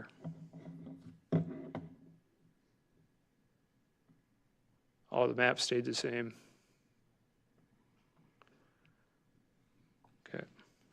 Okay. And then we're into the parks section. And so JR and I had talked a little bit about this. Our parks on the west side of the county are seeing a lot of demand and that from out of state people. And we took the tax levy dollars that are in the parks budget, and we took that as roughly 470,000. And we divided that by the population of the county per the census, and it came out to be about $4.89 in that per person. And so that's where the state parks also charge an out-of-state, and that's the reason why it's not a Minnesota fee or something like that. It's just anybody that's in-state or out-of-state. We'd like to take and be able to confirm if they were St. Croix County taxpayers or not, but it's a little hard to take and do. And so this here is just showing, and that actually, if the taxpayer of the county was not paying tax levy dollars here, and that what the actual fee would be for the same cost. And so I know we had brought this up before. I don't know if it's going to take and, affect our attendance at all. But we are making improvements to our parks on the west side. We get quite a few complaints in that from Homestead Park about people trying to back up on the road and that from the town.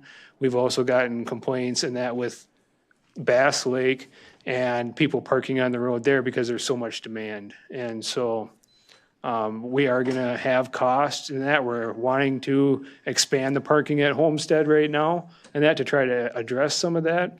And those costs in that are something that we are seeing and they're real. So it's good. It's a good problem to have and that the parks are being used.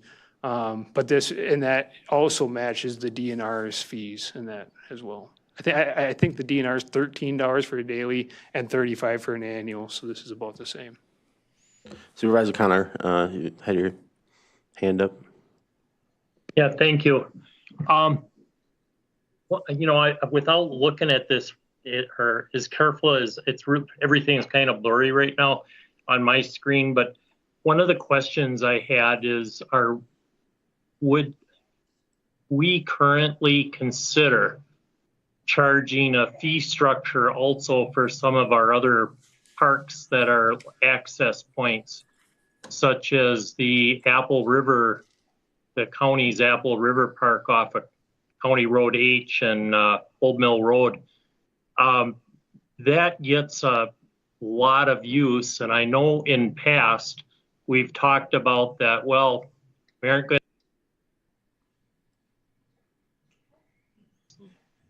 But if we were even just to go on the kind of the honor system with a your QR code to get access and be able to purchase either a annual or a day pass as they come in, and similar to how Willow River State Park has other entrances in other areas that are around that are actually in it. As you drive in, they say that they're fee paying areas. The deal is with that particular one, it gets a lot of use with both individuals and with commercial kayaking groups that bring in large quantities of kayaks and use that park for access onto the Apple River. There may be other parks that I'm missing. That was just one, but looking at a different way to do it potentially where for now, where we may not be able to police it and patrol it as easy, but it may still be a revenue generator. I can comment on that. One idea we have had in the past is to have a QR code sign like we currently have, but as a donation. So it's not a fee, so to speak. It would be more of a donation QR code to donate to those parks that we don't have amenities at. So that's the parks that we don't normally charge at, are those that we don't have amenities. We don't have a bathroom there that we're paying for. We don't have garbage there. They're open space parks. And so that's why we have not charged at those in the past. But again, we've talked about a QR code donation sign that visitors can actually go and they can donate to those parks that don't actually have fees currently tied to them.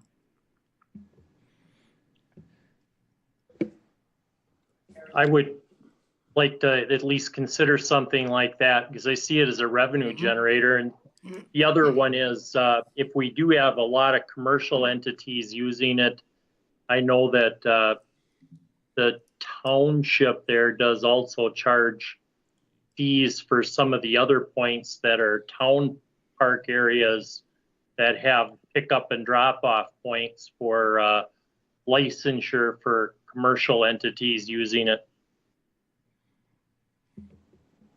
Mr. Chair, if I can jump in, if we wanted to make any other parks fee-based parks, we would want to amend that in chapter 30 and that. So this is a good time to have that conversation, I guess, because we could still amend it. Yeah, would you want to look at least commercial use, making some of those access points fee-based? I don't know that, in my opinion, we'd want to do that for individual users, maybe a QR donation code, but I understand the thought behind commercial uses just based on the mass traffic, and that's kind of not, the intention of those parks is definitely not for commercial uses in my mind. Go ahead, Supervisor Summer. It would be interesting to see if people really would donate to that or not. That'd be my only reason for putting that in. I can almost guess what it would be, but it would surprise me if people wanted to do that.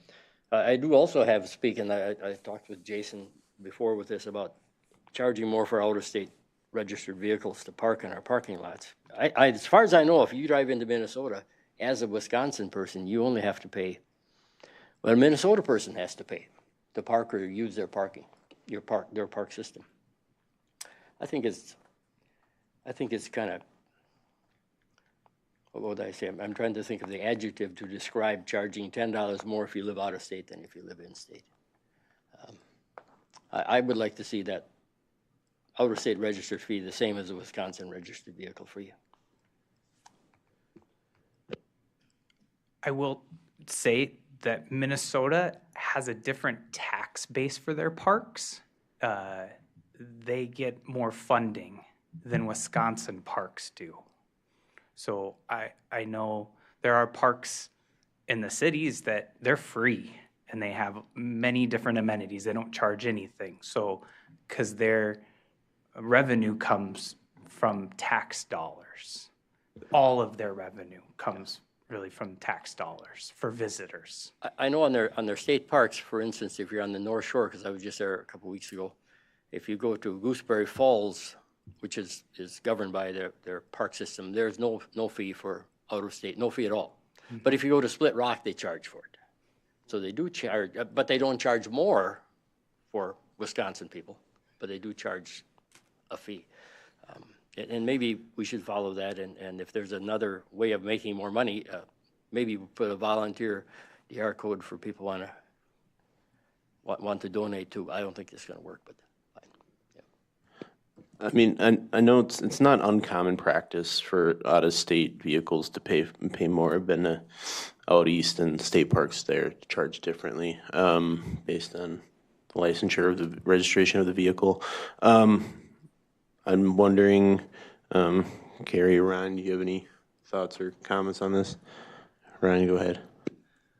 I guess my only thought is, especially on like the loop trail and some of those that we don't have any staff at typically, how would we ever regulate that? Spot checks. So currently that's what we do at those parks is we do spot checks. We randomly go to those parks and check and ensure that that those vehicles the owners of those vehicles have purchased a park pass in order to be parked there.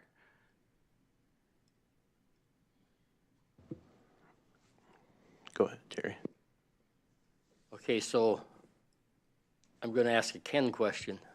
Does it cost us more to spot check than it would to drop that fee to the same as Our spot checks usually align with being there to maintain that park. So if we're going to clean the bathrooms at the loop trail, we're going to do a spot check while we're there. If we're going to Bass Lake to grab the garbage, we're going to check to make sure that folks are paying. And those spot checks encourage also for people to pay their pass, because as you'll see down below, the park passes is the pass violations. I guess I have two suggestions then based on conversation here. I think the St. Croix Crossing Loop Trail Pass should be the same for out of state as in state. Just because it's $5 and it seems like a relatively decent usage, but I've never seen the parking lots like completely full. Maybe I'm looking at the wrong one, but and then if the pass violation, if the annual pass is $35 for out of state, the pass violation should also be $35. Just if we want to go with that spirit. For information for you, we gained 44 new purchases last year at the Loop Trail. We lost $1,500 when we went from $10 to $5 at the Loop Trail. Mr. Chair, I can kind of explain the pass violation. So if you look at any of our other zoning fees, the penalty fee is twice the normal permit fee in addition to the normal fee. So if we get a $10 pass, and that the idea is that we're keeping that same philosophy and that here, so it's basically 3 times the normal fee is what we were charging for the violation. 2 years ago it was only $5, and that this year it's $10, and it's just not covering staff time either. And so they easily got a half hour of time, and by the time they write a letter, they actually get very good compliance in that, and people will call up and pay, and so it's not a waste in that, but hopefully if that pass violation matches the annual pass rate, they're not going to take the chance, they're just going to buy the annual pass. That's kind of the goal. Sure. Well, I still then, with that spirit, the pass violation for out of state should be $35 like it is. Or like, the pass violation for out of state should match the yearly pass like it does for in-state, right? Is my thought. Yeah, and just if this is a relative conversation, I guess right now, Even in our parks and that we've in the past had a lot of park specialists and stuff. In an attempt to try to create efficiencies within those parks, we're going to try to move away from so many hours as park specialists, and we're going to be hopefully doing more spot checks and that throughout the parks. And so with that, and that having that violation fee a little bit higher will hopefully increase overall compliance at the beginning.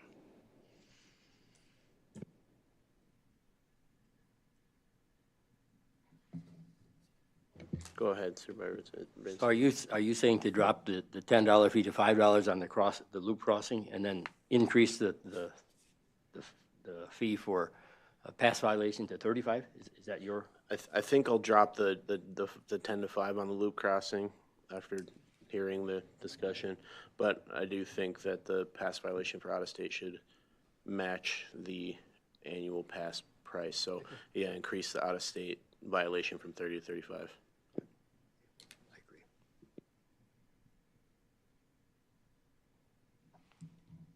Okay.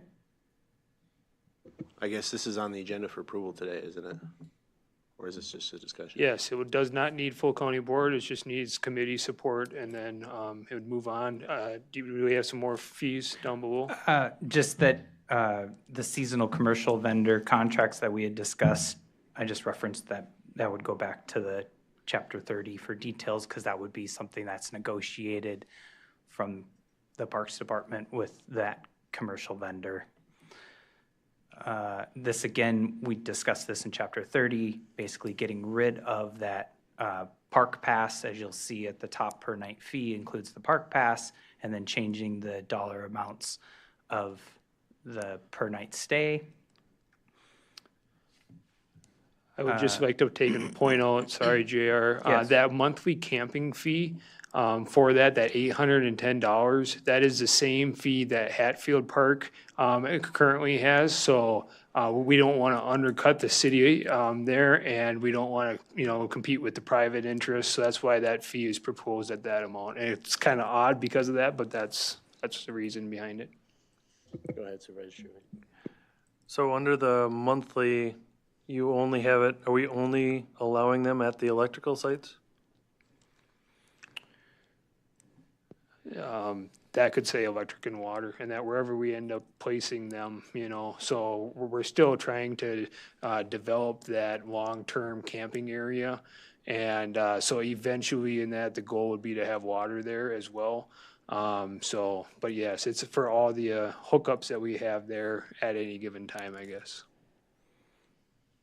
Those non-electrical sites, those are usually kind of reserved for tent campers. And not that a tent camper couldn't be there for an extended period of time, but that's usually,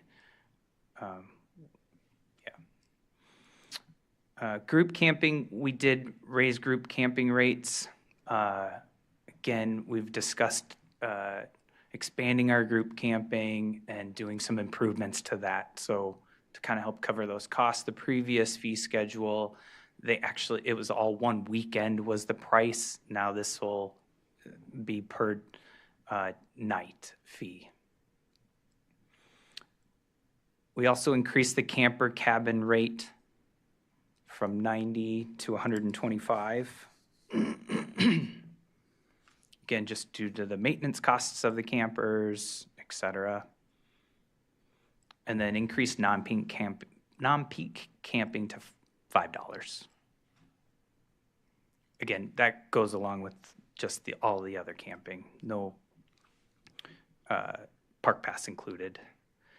So just for the committee's input into that, the camper cabins, we tried in 2024 to promote them on Airbnb or VRBO, and that as a short-term rental option, and that throughout the weeks, we tried to fill those spots. And I think we had 1 or 2 people reserved throughout the week, throughout the whole summer. And so that was at $90 a night. And so the camper cabins are filling up, throughout the summer months and that on the weekends, Friday and Saturday night, but that's it. And so there's not a lot of return on the camper cabins. And they'll probably fill at 125 just like they would for 90. So.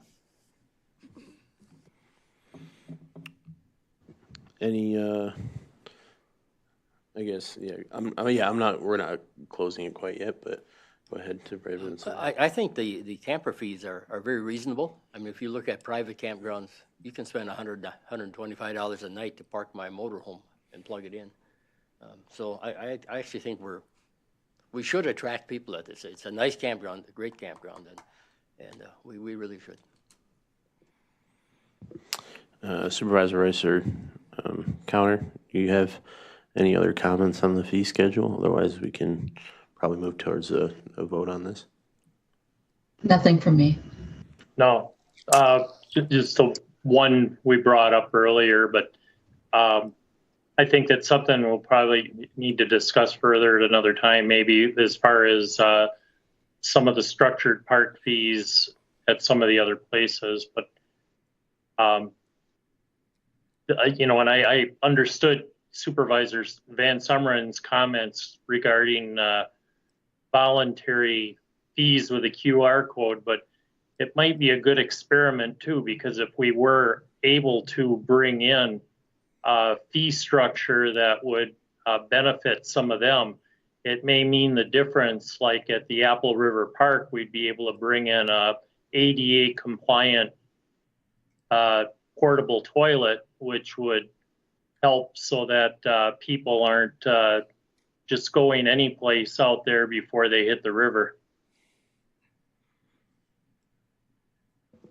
All right. Anyone want to make a motion to approve the fee schedule as we've discussed? I'll make a motion to approve. All right. Motion by Shirley, second by Van Sumeren. Have all the notes there. We keep the $10 for the daily on the loop trail for out of state, keep the out of state difference, and then increase the penalties from out of state to 35, right? So the out-of-state loop trail would be $5, and then the penalty would be $35 for out-of-state, correct? Yeah. Okay.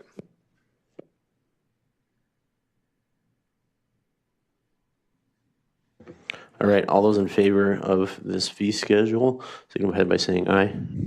Aye. Aye. Aye. Aye. Those opposed?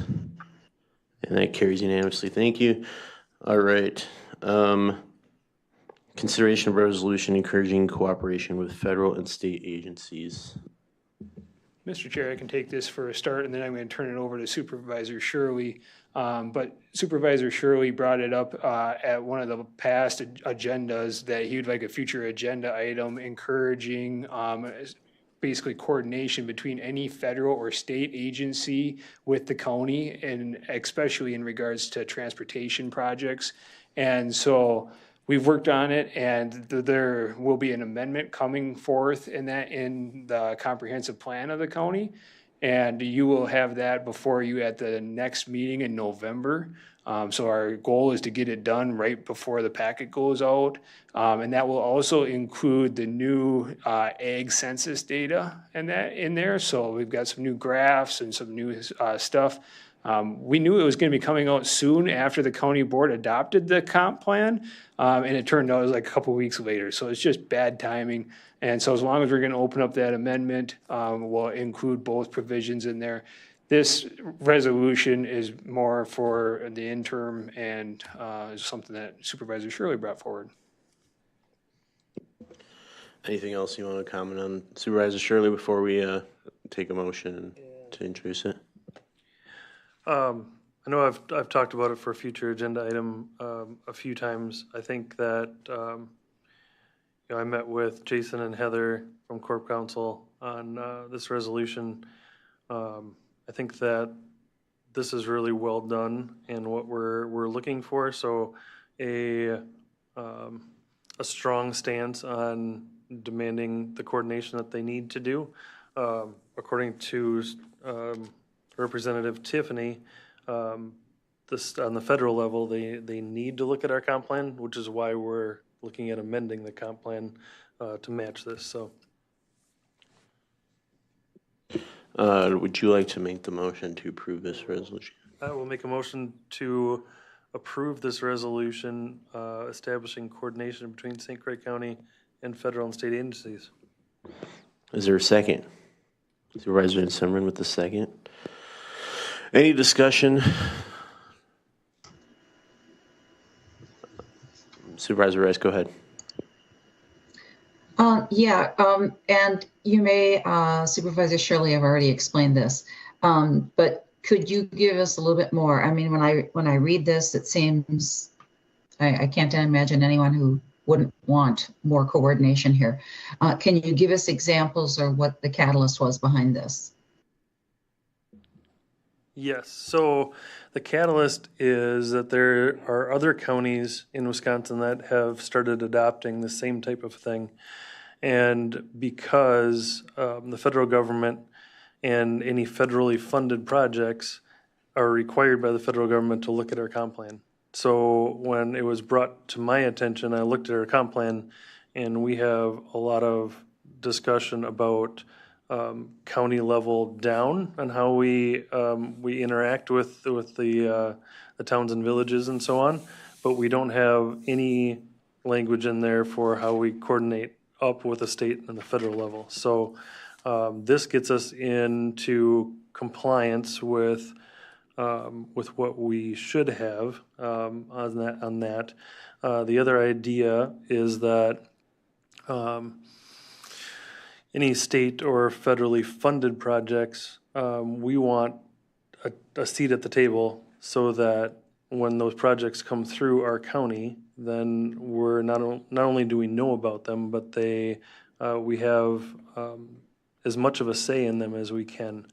I know there's some projects that are coming through or proposed to come through as far as transportation goes. One of them being a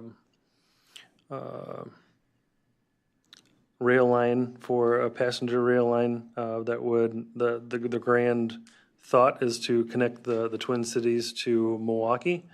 So I think that we definitely want to know and be involved in that as that travels through our county and how that's going to affect us. So that was kind of the why we went down this path.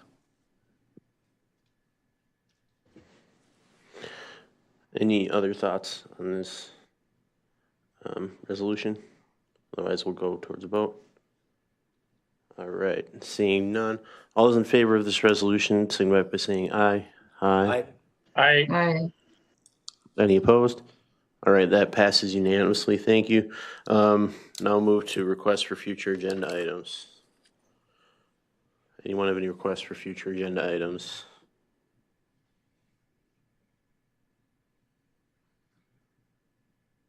We got a lot in the future that's been said in the past that I still have notes of. Things we haven't reviewed yet. It's coming. Believe me, I didn't forget about them. And then obviously a couple things we discussed tonight will be coming in the future too. Any announcements today? Well, it's not on the agenda, that I missed that, but I guess we can back up to public comment a little bit. Yeah, just the Highway 35 is wrapping up, and that towards the end of the week here, we just got some signage left. And the Glen Hills project is moving along. The sewer's been installed. And we are going to be done planting trees at Eckert and that tomorrow. So that is moving along fast. We're going to start having the town meetings and neighbor meetings and that for Eckert. We've already met with Highway on that. And we're also, like I said, considering some other park projects and that to help with the demand in the parks. And land and water and that, we had some good events. We collected 3,369 tires at our tire collection event. That went very well. 70,000 pounds of electronics in September. And then we collected 73,000 pounds of scrap metal and 66 Freon appliances. Which will be a donation of $3,102 to the K-9 unit of the county as well. So we've got a water quality specialist, a new one, starting on October 30th, and that to replace Adam Mead. So that's all I've got. One of the future agenda item requests, and that Supervisor Shirley had brought up, was and that for CUP conditional use permits to come to the committee. That one we're addressing through the amendment to Chapter 15. The other one with the advertising of the land and water programs, I think you guys had set that up for March, so we got that on the back burner.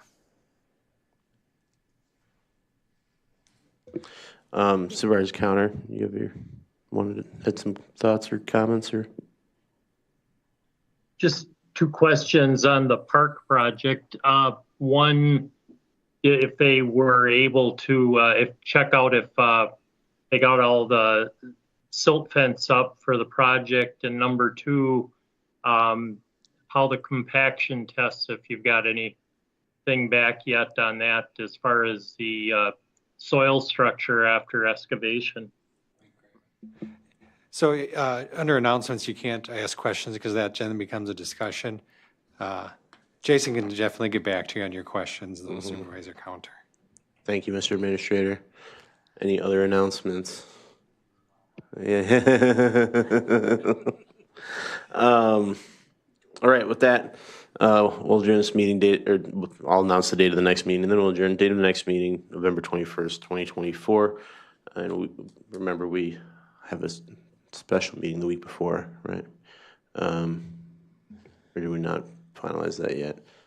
Anyway. Oh, so, and that we did not talk about that during the work session, but it would be probably good to have one more work session group at the committee level on November 14th on Chapter 15. That should wrap up that.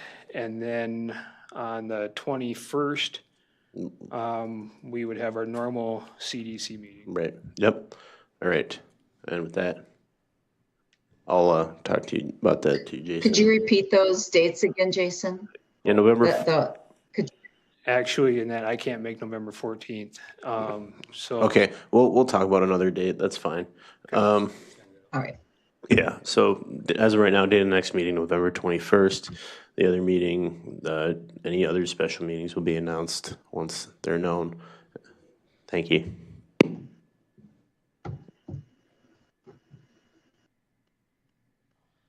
Are we adjourned?